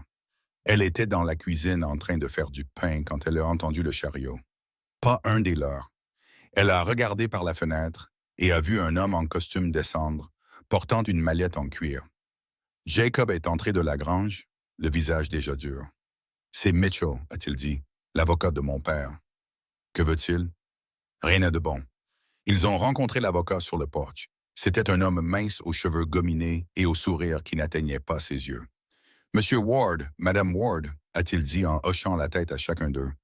Je viens de la part de Thomas Ward concernant l'accord de partenariat du ranch. » Il n'y a pas de partenariat, a dit Jacob. Je suis le seul propriétaire de ce ranch. En fait, ce n'est pas tout à fait exact. Mitchell a ouvert sa maillette et a sorti des papiers. L'acte de transfert de votre père à vous, il y a 5 ans, contenait une clause de réversion. Dans le cas où vous ne rempliriez pas certaines conditions, la moitié du ranch reviendrait à Thomas Ward. Maddie a senti la glace se former dans son estomac. « Quelles conditions » a-t-elle demandé. Mitchell lui a souri comme si elle était une enfant posant des questions sur des choses qu'elle ne pouvait pas comprendre. Les conditions étaient clairement énoncées à l'époque. Monsieur Jacob Ward devait se marier dans les 5 ans avec une femme de bonne famille et de bonne réputation, approuvée par Thomas Ward. Le mariage devait produire un héritier dans les 3 ans. Ces conditions visaient à assurer la continuité de l'héritage de la famille Ward. « Je suis marié, a dit Jacob, à une femme non approuvée par votre père. Le contrat avec la famille Hayes a été approuvé. Le contrat spécifiait Sarah Hayes, pas sa sœur. Le contrat spécifiait une fille Hayes. Maddie est une fille Hayes. » Mitchell a sorti un autre papier. Ceci est la lettre de négociation originale de Thomas Ward à Henry Hayes. Elle fait spécifiquement référence à Sarah Hayes par son nom 3 fois. L'intention était claire, même si le langage du contrat final était vague. L'intention n'a pas d'importance. Le contrat légal a de l'importance. L'intention a de l'importance devant un tribunal d'équité, Monsieur Ward, et c'est là que cela sera décidé. Mitchell a posé les papiers sur la balustrade du porche. Votre père est prêt à intenter une action en justice pour faire appliquer la clause de réversion. À moins que vous n'acceptiez une annulation et n'épousiez Catherine Langford, comme il l'a arrangé, il portera l'affaire devant les tribunaux et il gagnera. Jamais de la vie. Il a les meilleurs avocats du territoire. Il a des juges qui lui doivent des faveurs. Et il a le temps et l'argent pour faire traîner ça jusqu'à ce que vous soyez en faillite à cause des frais de justice. Le sourire de Mitchell s'est élargi. Vous ne pouvez pas gagner, Monsieur Ward. Votre père gagne toujours. Sortez de ma propriété. La propriété qui est sur le point d'être à moitié à lui. Mitchell a rassemblé ses papiers. Je reviendrai dans 1 semaine pour votre réponse. Annulation et remariage, ou procès et ruine. À vous de choisir. Il est monté dans son chariot et est parti. Jacob est resté sur le porche, tremblant de rage. Maddie a posé sa main sur son bras. « Ne fais pas ça, a-t-il dit. Ne me dis pas que ça va aller. Ne me dis pas qu'on trouvera une solution. » Je n'allais pas le faire. Il l'a regardé. « J'allais te dire de me donner tous les papiers liés à ce transfert de propriété, a-t-elle dit. Chaque lettre, chaque contrat, chaque bribe de correspondance entre toi et ton père d'il y a 5 ans. J'ai besoin de tout voir. Maddie, ton père a fait une erreur quelque part. Les hommes comme lui en font toujours. Ils deviennent si confiants qu'ils cessent d'être prudents. Nous devons juste la trouver. Et si on ne la trouve pas, alors on s'en occupera quand ça arrivera. Mais on n'abandonne pas avant même d'avoir essayé. Ils ont passé le reste de la journée à chercher. Jacob a sorti des boîtes de papier du bureau, du grenier, même de la grange. Chaque document du transfert de propriété, chaque lettre que Thomas avait écrite, chaque note d'avocat. Maddie les a tous lus. Le soir, ses yeux brûlaient et sa tête lui faisait mal. Mais elle avait trouvé quelque chose. Pas une preuve exacte, mais une piste. Regarde ça, a-t-elle dit à Jacob. Cette lettre de l'avocat de ton père, datée de 6 mois avant le transfert, elle fait référence à des conditions standards pour le transfert de propriété afin d'assurer la continuité familiale. Mais elle ne dit pas quelles sont ces conditions. Et alors, regarde ça. Elle a sorti un autre papier. C'est l'acte de transfert réel, signé et notarié. Il mentionne des conditions, mais dit qu'elles sont détaillées dans l'avenant ci-joint. Je me souviens de cet avenant. Ce sont les exigences de mariage et d'héritier. Mais l'avenant n'est pas joint à cette copie de l'acte. Et regarde ici. Elle a pointé le bas du document de transfert. Il est écrit « avenant joint en tant que pièce A », mais il n'y a pas de pièce A dans aucune de ces boîtes. Jacob s'est penché par-dessus son épaule. « Tu penses que l'avenant n'a jamais été correctement joint? » « Je pense que peut-être il a été joint à la copie de ton père, mais pas à celle déposée au comté. Et si la copie du comté n'a pas l'avenant, alors légalement, ces conditions pourraient ne pas être applicables. Nous devons voir les registres du comté dès demain matin. » Cette nuit-là, ils sont allés en ville à l'aube. Le bureau du greffier du comté n'ouvrait qu'à 8 heures, mais ils ont attendu sur les marches, leur souffle formant de la vapeur dans le froid. Quand le greffier est arrivé, un homme corpulent nommé Morrison, qui occupait ce poste depuis 20 ans, Maddie était déjà à l'intérieur avant qu'il n'ait complètement ouvert la porte. « Madame Ward, a-t-il dit, surpris. « Je peux vous aider? J'ai besoin de voir l'acte de transfert du Ranch Ward d'il y a 5 ans, la copie originale déposée. » Morrison a semblé incertain. « C'est un document public, je suppose, bien que généralement M. Thomas Ward s'occupe de toutes les affaires familiales. Je fais partie de la famille maintenant, a dit Maddie, et je demande à le voir. » Il a apporté l'acte 20 minutes plus tard. La main de Maddie tremblait en l'ouvrant. Il n'y avait pas d'avenant. L'acte de transfert mentionnait des conditions détaillées dans la pièce A, mais aucune pièce A n'était jointe. Aucune exigence de mariage, aucune exigence d'héritier, rien. « J'ai besoin d'une copie certifiée de ceci, a dit Maddie. Ce sera 2 $. Jacob a payé. Ils sont sortis du bureau du greffier avec la copie certifiée et Maddie a eu l'impression de pouvoir respirer pour la première fois en 2 jours. « On l'a eu, a-t-elle dit. « Pas encore. Il soutiendra que l'avenant devait être joint, que c'était un oubli. Alors nous trouverons la preuve que ce n'était pas juste un oubli. Nous trouverons la preuve qu'il le savait. » Maddie s'est arrêtée de marcher. « Ton père est méticuleux, n'est-ce pas? Il garde des copies de tout. De tout. Alors quelque part, il a une copie de cet acte. Et je parie que sa copie n'a pas non plus l'avenant. Parce que si elle l'avait, il aurait remarqué il y a des années que la copie du comté était incomplète. Il l'aurait corrigée. Tu dis qu'il n'a jamais réellement mis les conditions dans l'acte officiel? Je dis qu'il t'a menacé avec des conditions qui n'existent peut-être pas légalement. Et si nous pouvons prouver qu'il savait qu'elles n'existaient pas, alors tout ce procès est une fraude. Ils sont retournés au ranch et ont trouvé les hommes en pleine agitation. Le bétail du pâturage sud était malade. 3 morts déjà. 5 autres en mauvais état. Jacob était descendu de son cheval avant même qu'il ne s'arrête complètement. « Qu'est-ce qui s'est passé? »« On ne sait pas, patron. » Un des hommes a dit, « Ils allaient bien hier, ce matin ils tombent. Ont-ils mangé quelque chose? Des plantes vénéneuses? » Pas à cette période de l'année, tout est sous la neige. Maddie est descendue de cheval et s'est approchée des bêtes malades. Elle tremblait, de l'écume à la bouche, les yeux révulsés. « C'est un empoisonnement à l'eupatoire rugueuse, a-t-elle dit. Tous les hommes se sont tournés pour la regarder. « Comment le sais-tu? » a demandé Jacob. « Mon père en a perdu 10 têtes quand j'avais 16 ans. Ça ressemble exactement à ça. Tremblement, écume, mort subite. Il n'y a pas d'eupatoire rugueuse dans ces pâturages. J'ai parcouru chaque centimètre. Pas qui pousse, mais quelqu'un aurait pu l'apporter. » Maddie a regardé la vache la plus proche, l'écume autour de sa bouche. Quelqu'un aurait pu leur en donner à manger. Les implications flottaient dans l'air. Tu penses que mon père a fait ça? La voix de Jacob était dangereuse. Je pense que ton père veut ce ranch et que du bétail malade en diminue la valeur. Il ne ferait pas ça. Même lui ne ferait pas ça. Un des hommes s'est raclé la gorge. Patron, j'ai vu un cavalier hier à la limitette. Je ne l'ai pas reconnu, mais il était près de ce pâturage. À quelle heure? En fin d'après-midi, vers l'heure du repas.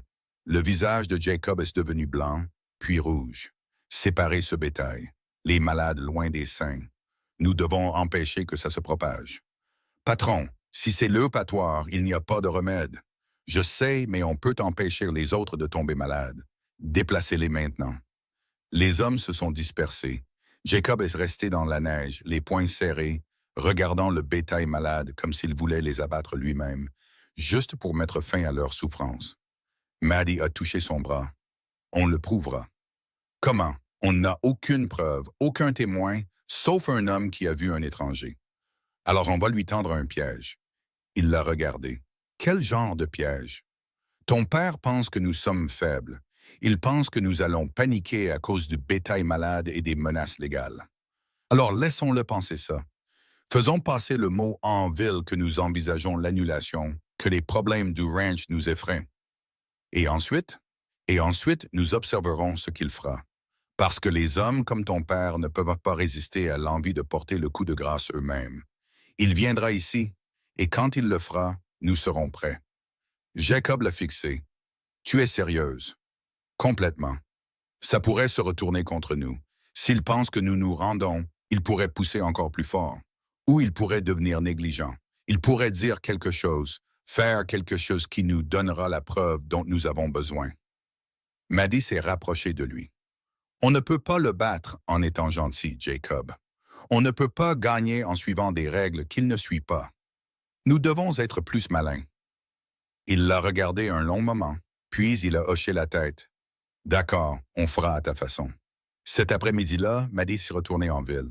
Elle s'est arrêtée au magasin général où Helen Cooper réorganisait les étagères. Madame Ward, a dit Helen, 2 fois en une semaine. Je suis honoré. Madame Cooper, j'ai besoin d'une faveur. Quel genre de faveur? Le genre où vous mentionnez à certaines personnes que le Ranch Ward a des problèmes. Du bétail malade, des problèmes d'argent, que peut-être le mariage ne fonctionne pas. Les yeux d'Ellen se sont aiguisés. Vous voulez que je répande des ragots? Je veux que vous diffusiez des informations spécifiques à des personnes spécifiques qui les rapporteront à Thomas Ward. Et pourquoi ferais-je ça? Parce que vous m'avez dit que vous appréciez l'honnêteté, et ce que Thomas Ward nous fait n'est pas juste. C'est du sabotage, de la manipulation et peut-être l'empoisonnement du bétail. J'ai besoin de le prouver, mais j'ai besoin qu'il pense d'abord que nous sommes vaincus. Helen l'a étudié. Vous jouez un jeu dangereux. Je joue le seul jeu qu'il m'a laissé. Qu'est-ce que j'y gagne? Quand nous gagnerons, quand nous aurons la preuve de ce qu'il a fait, vous aurez l'histoire, chaque détail. Vous pourrez la raconter à tous ceux qui comptent. Thomas Ward ne pourra plus faire d'affaires dans ce territoire pendant des années. Helen a souri lentement. Voilà une offre qui me plaît. Que voulez-vous que je dise? À la tombée de la nuit, la rumeur se propageait dans Crossroads Station. Le Ranch Ward était en difficulté. Le bétail mourait. L'argent manquait. La nouvelle épouse regrettait déjà le mariage. Jacob Ward envisageait l'offre de son père d'annuler et de recommencer. Les rumeurs sont parvenues aux oreilles de Thomas Ward le lendemain matin. Maddie le savait parce que Mitchell est revenu le jour suivant, plus tôt que prévu. « Monsieur Ward a entendu parler de vos problèmes, » a-t-il dit, sointant une fausse sympathie. « La maladie du bétail, quel dommage. Il est prêt à être généreux. Si vous acceptez l'annulation immédiatement, il couvrira vos pertes dues au bétail malade, vous aidera à vous remettre sur pied financièrement avant le remariage. » « C'est vraiment généreux de sa part, a dit Jacob. Sa voix était plate. C'est plus généreux que la plupart ne le seraient à sa place.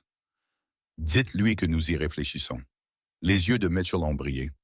Vous y réfléchissez, vous ne refusez pas catégoriquement. Les choses ont été dures, plus dures que ce que nous attendions. Peut-être que nous nous sommes trompés. Peut-être que ce mariage était une erreur. Maddie a eu envie d'applaudir le jeu d'acteur de Jacob. Il avait l'air vaincu, brisé. Mitchell a pratiquement couru à son chariot. « Il va dire à ton père que nous craquons, » a dit Maddie après son départ. Et alors mon père viendra pour nous achever. Exactement. Ils ont attendu 2 jours. Le troisième jour, Thomas Ward est arrivé. Il est venu l'après-midi, seul, conduisant sa propre calèche. Maddie l'a regardé depuis la fenêtre descendre, se déplaçant comme un homme qui avait déjà gagné. Elle a ouvert la porte avant qu'il ne puisse frapper. « Monsieur Ward », a-t-elle dit. « Entrez. » Il a semblé surpris de la voir. « Où est-ce mon fils? »« Dans le bureau. Je vais vous y conduire. » Elle a guidé Thomas à travers la maison. Il a regardé autour de lui en marchant, remarquant les sols propres, la cuisine organisée, les signes d'une maison bien tenue. Sa bouche s'est crispée. Jacob était au bureau, des papiers étalés devant lui. Il a levé les yeux quand ils sont entrés.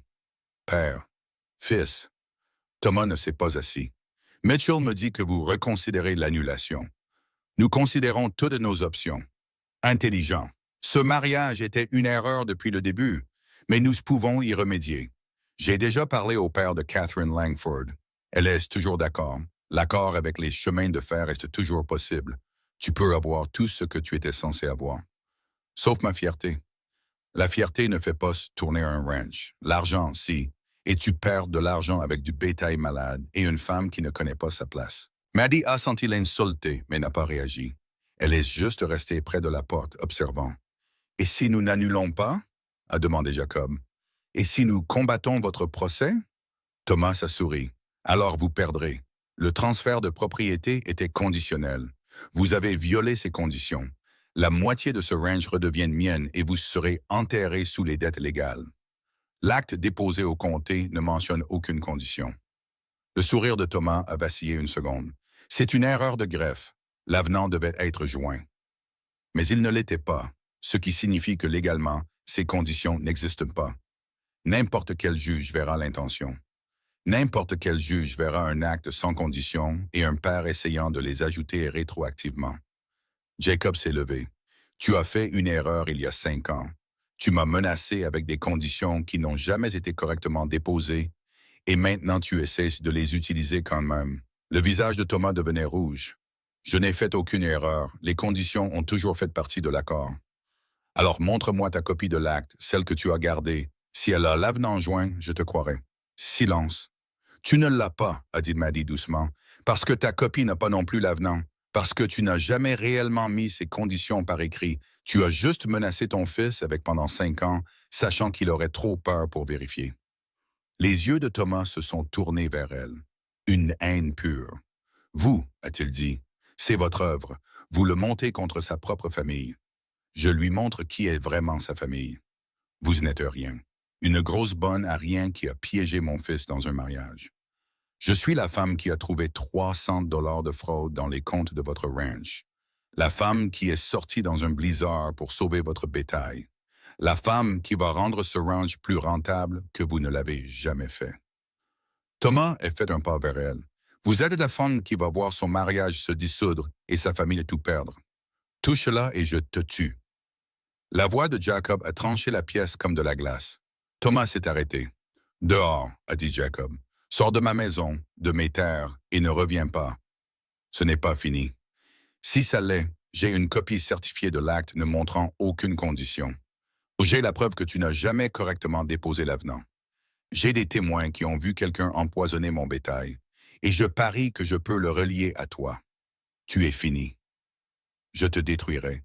Tu peux essayer. » Jacob a contourné le bureau. « Mais je ne suis plus un gamin effrayé. Je ne suis pas désespéré d'avoir ton approbation. Je suis un homme avec une femme plus intelligente que nous deux et des terres qui sont légalement miennes, et plus rien à perdre. Alors attaque-moi, poursuis-moi en justice, menace-moi, on verra ce que ça donne. » Thomas a regardé son fils, l'a vraiment regardé, et pour la première fois, Maddie a vu quelque chose sur son visage qui aurait pu être du respect ou de la peur. « Tu as changé, » a dit Thomas. « Oui, j'ai épousé la bonne femme. » Thomas s'est tourné pour partir, s'est arrêté à la porte. « Elle te ruinera, » a-t-il dit sans se retourner. « Retiens bien mes mots. »« Elle l'a déjà fait, » a dit Jacob. « M'a ruiné pour toute autre fin, pour toute autre vie, et je n'ai jamais été aussi heureux. » Thomas est parti. Ils ont écouté sa calèche s'éloigner. Puis Jacob a traversé la pièce et a pris Maddie dans ses bras. « C'était terrifiant, » a-t-il dit dans ses cheveux. C'était parfait. Il va revenir plus fort. Qu'il vienne, nous avons l'acte, nous avons la preuve, nous avons l'un l'autre. Jacob s'est reculé pour la regarder. Quand es-tu devenu si féroce? J'ai toujours été féroce. Il fallait juste que tu le remarques. Il l'a embrassé alors, fort, désespérément, plein de tout ce qu'ils avaient eu trop peur de dire. Quand ils se sont séparés, Maddie était à bout de souffle. On devrait fêter ça, a dit Jacob. Comment? Je pourrais penser à quelque façon. Elle a ri. Il est 2 heures de l'après-midi. Et à la heure? Alors les hommes rentreront pour le souper dans 3 heures. Alors on ferait mieux de se dépêcher. Il l'a tirée vers les escaliers et Maddie l'a laissé faire, riant, se sentant plus légère qu'elle ne l'avait été depuis des semaines. Ils avaient gagné. Pas la guerre, peut-être, mais cette bataille. Et pour l'instant, c'était suffisant. Ils ont eu 2 semaines de paix après le départ de Thomas. 2 semaines pendant lesquelles Maddie a réorganisé toute l'opération du ranch, a engagé un nouveau comptable pour gérer les comptes quotidiens et a formé 3 des épouses des ouvriers pour aider à la cuisine et aux tâches ménagères. Le ranch fonctionnait mieux qu'il ne l'avait fait depuis des années. Jacob le disait chaque matin, à moitié étonné, la regardant se déplacer dans la maison et la grange comme si elle était née pour ça. Mais Maddie savait que la paix ne durait jamais quand des hommes comme Thomas Ward se sentaient vaincus. La lettre est arrivée un mardi. Pas de Thomas ou de Mitchell. D'une banque à Helena. Jacob l'a ouverte au petit déjeuner, l'a lue et est devenu blanc. « Quoi? » a demandé Maddie. Il la lui a tendue sans un mot. La lettre était formelle, froide. Thomas Ward avait exigé le remboursement d'un prêt. Un prêt dont Jacob ignorait l'existence. 5 000 $ empruntés sur le ranch il y a 3 ans par Thomas lui-même, alors qu'il en était encore partiellement propriétaire. Le prêt était dû dans 30 jours, sinon la banque saisirait. « Je n'ai jamais emprunté cet argent, » a dit Jacob. Sa voix était creuse. « Je n'ai même jamais su qu'il existait. » Maddie a relu la lettre. « Ton père l'a emprunté quand le ranch était encore à son nom, avant le transfert. Mais j'ai repris toutes les dettes quand j'ai eu l'acte. C'est écrit dans l'accord de transfert.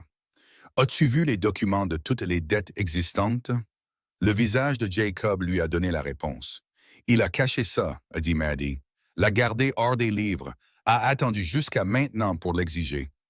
Nous n'avons pas 5 000 $. Pas en 30 jours, jamais. Combien avons-nous? Peut-être 1 500 à la banque, 1 000 autres en bétail que nous pourrions vendre rapidement, mais c'est à peine la moitié. Maddie s'est levée et a commencé à faire les 5 pas. Son esprit travaillait, calculant les chiffres, les possibilités, les solutions. Il devait y avoir un moyen de s'en sortir. Il y avait toujours un moyen si on était assez malin pour le trouver. Pourrions-nous obtenir un prêt d'une autre banque? A-t-elle demandé. Pour rembourser ce prêt? Pas sans garantie, et le ranch est déjà hypothéqué. Et les autres propriétés de ton père? Pourrions-nous? Il se sera assuré que tout est protégé. Tout, sauf ce piège parfait qu'il a tendu il y a 3 ans. Maddie a arrêté de faire les 100 pas, a regardé son mari qui était passé de confiant à vaincu en l'espace de 5 minutes. « Non, a-t-elle dit. Non, quoi? Non, nous n'abandonnons pas, pas après tout ce pourquoi nous nous sommes battus. Maddie, il n'y a pas d'issue, il gagne. Il gagne si nous abandonnons. Nous n'abandonnons pas. » Elle a attrapé son manteau sur le crochet. « Je vais en ville. »« Qu'est-ce que tu vas faire? »« Tout ce qu'il faudra. » Elle a chevauché durement, arrivant à Crossroads Station avant midi. Elle est allée directement à la banque. Le banquier, le même homme mince avec des lunettes qui avait été réticent à lui donner un compte, a levé les yeux quand elle est entrée. « Madame Ward, que puis-je? J'ai besoin de voir vos dossiers sur le prêt du ranch Ward, celui de 5 000 $. C'est une affaire bancaire confidentielle.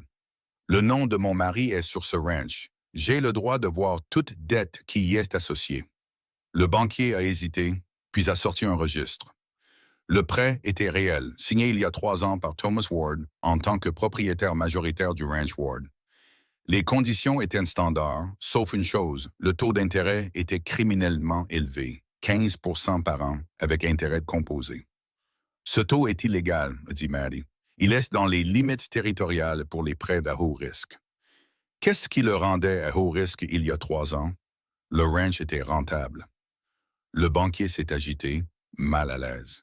Monsieur Thomas Ward a demandé le taux élevé. Il a dit qu'il voulait s'assurer que la banque était protégée. Protégée de quoi? De la mauvaise gestion potentielle de son fils. Maddie a senti une fureur froide l'envahir. Donc, il a contracté un prêt sur la future propriété de son propre fils à un taux conçu pour être impayable et l'a caché jusqu'au moment parfait pour le détruire. Je ne peux pas parler des motivations de M. Ward. Vous n'avez pas besoin. Elles sont claires. Maddie s'est penché en avant. Qui détient ce prêt maintenant? Qui possède la dette? La banque, bien sûr. Non, quelqu'un l'a acheté. Thomas Ward l'a exigé, ce qui signifie qu'il la possède maintenant. Qui la lui a vendue? Le visage du banquier est devenu rouge. Je ne suis pas autorisé à... Vous lui avez revendu son propre prêt, n'est-ce que pas? Il a emprunté de l'argent. Vous avez détenu la dette pendant 3 ans. Et puis, quand il a voulu détruire son fils, vous lui avez vendu le papier pour qu'il puisse saisir personnellement. Madame Ward, c'est une accusation grave. C'est la vérité. Et à moins que vous ne vouliez que chaque éleveur de ce territoire sache que cette banque vend des dettes à des pères vindicatifs, essayant de ruiner leur fils, vous allez m'aider.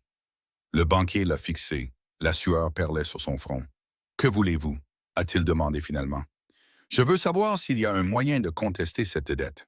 Toute irrégularité dans la façon dont elle a été enregistrée, transférée, n'importe quoi. » Il a sorti d'autres papiers, les a parcourus avec des mains tremblantes. « Le transfert à Thomas Ward a eu lieu la semaine dernière, a-t-il dit. Mais la documentation est irrégulière. Nous exigeons habituellement que les deux parties signent lorsque la dette change de main. Celle-ci n'a que la signature de Thomas Ward. Est-ce que légal? C'est discutable. Si contesté en justice, cela pourrait être annulé, mais cela prendrait des mois et vous n'avez pas des mois. » L'esprit de Maddie tournait à plein régime. « Et si nous payions une partie? Accepterait-il la moitié maintenant?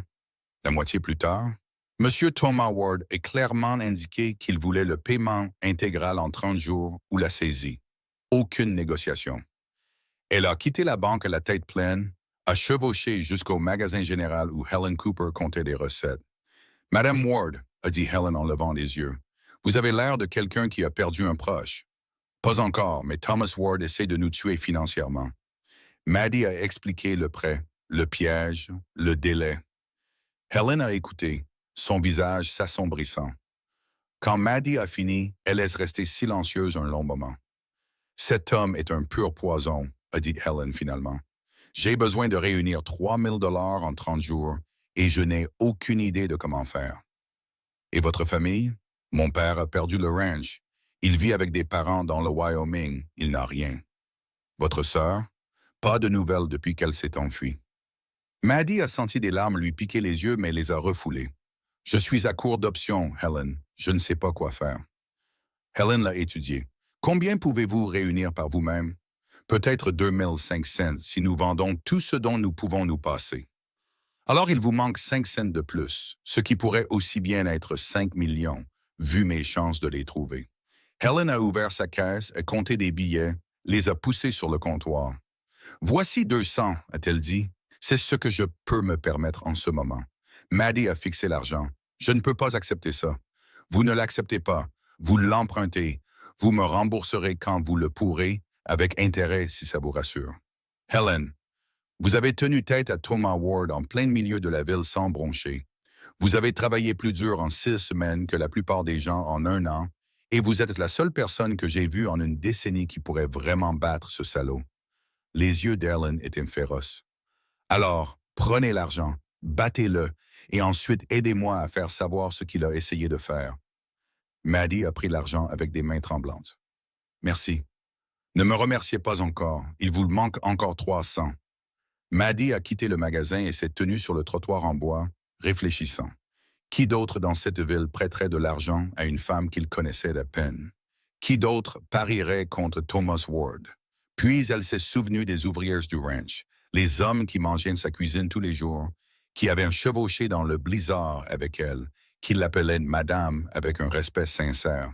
Elle est retournée au ranch et les a tous réunis dans la grange. 6 hommes, plus les 3 femmes qu'elle avait engagées pour aider à la maison. Ils se sont rassemblés autour d'elle, curieux et inquiets. « J'ai besoin de vous demander quelque chose, » a dit Maddie. « Et vous pouvez dire non, je ne vous en voudrais pas. » Elle a expliqué la situation, le prêt, la date limite, combien il leur manquait. Quand elle a fini, l'ouvrier à la barbe grise, Pete, a été le premier à parler. De combien avez-vous besoin au total, madame? 300 de plus, mais je comprends si vous ne pouvez pas. J'ai 50 de côté, a dit Pete. C'est à vous. Un autre ouvrier s'est avancé. J'ai 20. Une des femmes a pris la parole. Mon mari et moi avons 40 de côté. Vous pouvez les avoir. Un par un, ils ont offert ce qu'ils avaient, de petites sommes. De l'argent durement gagné, économisé pendant des mois et des années. Quand ils ont eu fini, Maddie avait des promesses pour 310 $. Elle ne pouvait pas parler, pouvait seulement hocher la tête pendant que les larmes coulaient sur son visage. Vous êtes bonne avec nous, madame, a dit Pete d'une voix rauque. Vous nous nourrissez mieux que nous ne l'avons jamais été. Vous payez équitablement. Vous travaillez aussi dur que n'importe quel homme ici. Ça vaut plus que de l'argent. Je vous rembourserai, a réussi à dire Maddie, chaque centime avec intérêt. Nous savons que vous le ferez. C'est pour ça qu'on vous le prête. Elle est retournée en ville cet après-midi-là avec des promesses pour la totalité du montant. Elle est entrée dans la banque et a dit au banquier qu'elle pouvait payer. Le prêt est dû dans 30 jours, lui a-t-il rappelé. Je l'aurai en 20. Elle a passé ces 20 jours comme une femme possédée. Elle a vendu le bétail dont il pouvait se passer. Elle a négocié un contrat pour fournir du bœuf à la prison territoriale pendant 3 mois à des tarifs préférentiels. Elle a recouvré des dettes dues au ranch que Jacob ne savait même pas exister. Elle a travaillé les chiffres jusqu'à ce que sa vue se brouille et que ses mains se crispent. Jacob la regardait avec une sorte d'admiration. « Tu vas te tuer, a-t-il dit le 15e jour. « Je vais nous sauver, a-t-elle corrigé. Le 19e jour, elle avait 4 800 $ en espèces et en promesses. Le 20e jour, elle est entrée dans la banque avec une sacoche en cuir contenant exactement 5 000 $. Le banquier l'a compté 2 fois. « Ceci paie le prêt en totalité, » a dit Maddie. « Je veux un reçu indiquant un solde nul, et je veux qu'il soit noté que le paiement a été effectué 10 jours à l'avance. » Le banquier a rédigé le reçu avec des mains tremblantes. « Est-ce que Thomas Ward sait que vous payez ça? » a-t-il demandé. « Pas encore, mais il le saura. » Elle a pris le reçu et a chevauché directement jusqu'à la maison de Thomas Ward. C'était un manoir à la périphérie de la ville, tout en pierre, en verre et en argent. Elle a attaché son cheval à la barrière et s'est dirigée vers la porte d'entrée comme si elle était chez elle. Une gouvernante a répondu. « Je suis ici pour voir Thomas Ward, » a dit Maddie. « Monsieur Ward ne reçoit personne. »« Il me recevra. » Quelque chose dans sa voix a fait s'écarter la gouvernante. Thomas était dans son bureau, assis derrière une table qui coûtait probablement plus que ce que la plupart des hommes gagnaient en un an. Il a levé les yeux quand Maddie est entrée, et son visage est passé par plusieurs expressions avant de se figer dans une colère froide. « Vous n'êtes pas la bienvenue chez moi, » a-t-il dit. « Je ne reste pas longtemps. » Elle a sorti le reçu de sa poche et l'a posé sur son bureau. « Payé en totalité. 10 jours à l'avance. Le ranch est libre de toute dette. » Thomas a pris le reçu, l'a lu. Ses mains ont commencé à trembler. « Où avez-vous trouvé cet argent? »« Je l'ai gagné. J'en ai emprunté. J'ai vendu du bétail. J'ai fait des affaires. J'ai fait ce qu'il fallait faire. Vous n'avez pas pu réunir 5 000 $ en 3 semaines. »« Si, et vous savez ce que j'ai appris en le faisant? » Maddie s'est penchée en avant, les mains à plat sur son bureau coûteux. « J'ai appris que les gens de ce territoire respectent le travail acharné plus qu'ils ne respectent les menaces. J'ai appris qu'une femme qui tient sa parole vaut plus qu'un homme qui la rompt. Et j'ai appris que vous n'êtes pas aussi puissant que vous le pensez. » Thomas s'est levé, le visage violet de rage. « Vous pensez avoir gagné? Vous pensez que c'est fini? Je pense que vous avez passé 3 ans à tendre un piège et que j'en suis sorti en 20 jours. Je pense que vous avez essayé de détruire votre fils et qu'au lieu de ça, vous avez juste prouvé qu'il avait épousé la bonne femme. Et je pense que vous êtes à court de moyens de nous faire du mal. J'en ai une douzaine d'autres. » « Non, vous n'en avez pas. » Maddie s'est redressée. « Vous avez joué toutes vos cartes. La menace d'annulation, les conditions de l'acte, le bétail empoisonné, le prêt caché. Et nous vous avons battu à chaque fois. Pas parce que nous sommes chanceux, parce que nous sommes meilleurs que vous. » Les mains de Thomas tremblaient maintenant. De rage ou d'autre chose, Maddie ne pouvait le dire. « Mon fils regrettera de vous avoir choisi plutôt que sa famille. » Je suis sa famille maintenant. Et contrairement à vous, je ne le fais pas choisir entre l'amour et la loyauté. Je ne le menace pas, je ne le manipule pas, je n'essaie pas de le contrôler. Elle s'est dirigée vers la porte. Il est enfin libre de vous, et il est plus heureux qu'il ne l'a jamais été. Il reviendra quand il réalisera ce qu'il a perdu. Il n'a rien perdu qui vaille la peine d'être gardé. Maddie est sortie, a laissé Thomas Ward debout dans son bureau, entouré de son argent, de son pouvoir et de son échec total à contrôler la vie de son fils. Elle est rentrée chez elle alors que le soleil se couchait, a trouvé Jacob sur le porche qui l'attendait, faisant les 100 pas comme s'il le faisait depuis des heures. Alors, a-t-il demandé alors qu'elle descendait de cheval. Elle lui a tendu le reçu. Il l'a lu, l'a relu. Puis il l'a soulevé dans ses bras et l'a fait tourner, tous deux riant comme des enfants. « Tu l'as fait, a-t-il dit en la reposant. Tu l'as vraiment fait. Nous l'avons fait. Non, c'était toi. C'est toi qui n'as pas voulu abandonner. C'est toi qui as trouvé l'argent. C'est toi qui es entré dans la maison de mon père et lui a jeté son échec au visage. Tu n'étais pas là? Pete me l'a dit. Il a dit que tu es parti d'ici avec l'air d'aller à la guerre. J'y allais et j'ai gagné. Jacob l'a serré contre lui. Je t'aime. J'aurais dû le dire avant, mais je le dis maintenant. Je t'aime, Maddie Ward. Chaque centimètre têtu, brillant et féroce de toi. Je t'aime aussi, même si tu viens avec le pire père du Montana. Il a ri et l'a embrassé, et ils sont restés sur le porche alors que les étoiles apparaissaient, se tenant l'un l'autre comme s'ils ne se lâcheraient jamais. 6 mois plus tard, Maddie était enceinte. 6 mois après, elle a donné naissance à une fille qu'ils ont appelée Grace. Elle était en bonne santé, bruyante et avait la détermination de sa mère dès le premier jour. Thomas Ward était venu voir le bébé une fois. Il s'est tenu dans l'embrasure de la porte de la nurserie, regardant sa petite fille avec quelque chose qui aurait pu être du regret. « Elle est belle, a-t-il dit. « Oui, a convenu Maddie. Elle berçait Grace qui luttait contre le sommeil. « Je me suis trompé sur vous, a dit Thomas doucement. « Je sais. Je n'attends pas de pardon. Bien, parce que je ne vous le donne pas. » Il a hoché la tête. « Mais peut-être qu'un jour, Grace pourra connaître son grand-père.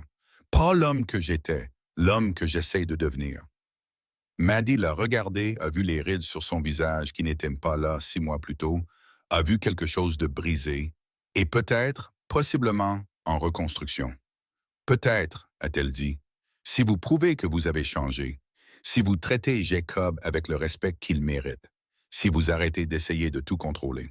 C'est beaucoup de si. Ce sont beaucoup d'années de dégâts à réparer. » Thomas a regardé sa petite fille une dernière fois, puis il est parti. Il est revenu le mois suivant et le mois d'après. Toujours respectueux, toujours calme, n'essayant jamais de prendre le contrôle ou de donner des ordres. Juste assis avec son fils et regardant sa petite fille grandir. Ce n'était pas le pardon, mais c'était quelque chose. Sarah a finalement écrit 2 ans après s'être enfuie. Elle était en Californie, mariée à un forgeron, attendant son premier enfant. Elle s'est excusée d'être partie, a remercié Maddie d'avoir sauvé la famille, a dit qu'elle espérait qu'un jour elle pourrait se revoir. Maddie a répondu, a dit qu'elle lui pardonnait, a dit qu'elle le comprenait, a dit qu'elle espérait que Sarah était heureuse. Elle l'était. C'était tout ce qui comptait. Le ranch a prospéré. En 5 ans, c'était le plus rentable du territoire. Les systèmes d'organisation de Maddie sont devenus le modèle que les autres éleveurs copiaient. Sa gestion financière était si efficace que 3 autres ranchs l'ont engagée comme consultante pour leurs livres. Elle est devenue connue non pas comme la grosse sœur qui a remplacé la jolie, mais comme la femme qui pouvait transformer une exploitation en faillite en un succès. Jacob ne laissait jamais passer un jour sans lui dire qu'elle était belle. Pas malgré sa taille, mais à cause de tout ce qu'elle était. Forte, capable, brillante et sienne. Ils ont eu 3 autres enfants, 2 garçons et une autre fille. Maddie les a tous élevés pour qu'ils sachent que leur valeur n'avait rien à voir avec ce que les autres pensaient et tout à voir avec ce qu'ils pouvaient faire. Pour leur 10e anniversaire, ils se sont tenus dans la même église où ils s'étaient mariés. Les bancs étaient pleins cette fois, avec des amis, des ouvriers du ranch et des habitants de la ville qui étaient venus les voir renouveler des vœux qu'ils pensaient vraiment. Cette fois, quand le prêtre a demandé si Jacob prenait cette femme, sa réponse a été immédiate et sûre. « Oui, je le veux, chaque jour pour le reste de ma vie. » Et quand il a demandé si Maddie prenait cet homme, elle a souri. Je l'ai déjà fait. La meilleure décision que j'ai jamais prise. Ils se sont embrassés et l'église a éclaté en applaudissements, parce que tout le monde là-bas connaissait de la vérité maintenant. La vérité que Maddie avait connue depuis le début. Elle n'était pas la mariée dont personne ne voulait. Elle était l'épouse dont tout le monde avait besoin. La femme qui a sauvé un ranch, construit une famille et prouvé qu'être choisie en dernier, en toute connaissance de cause, valait infiniment plus qu'être choisie en premier pour les mauvaises raisons. Elle était Maddie Ward et elle était exactement là où elle devait être.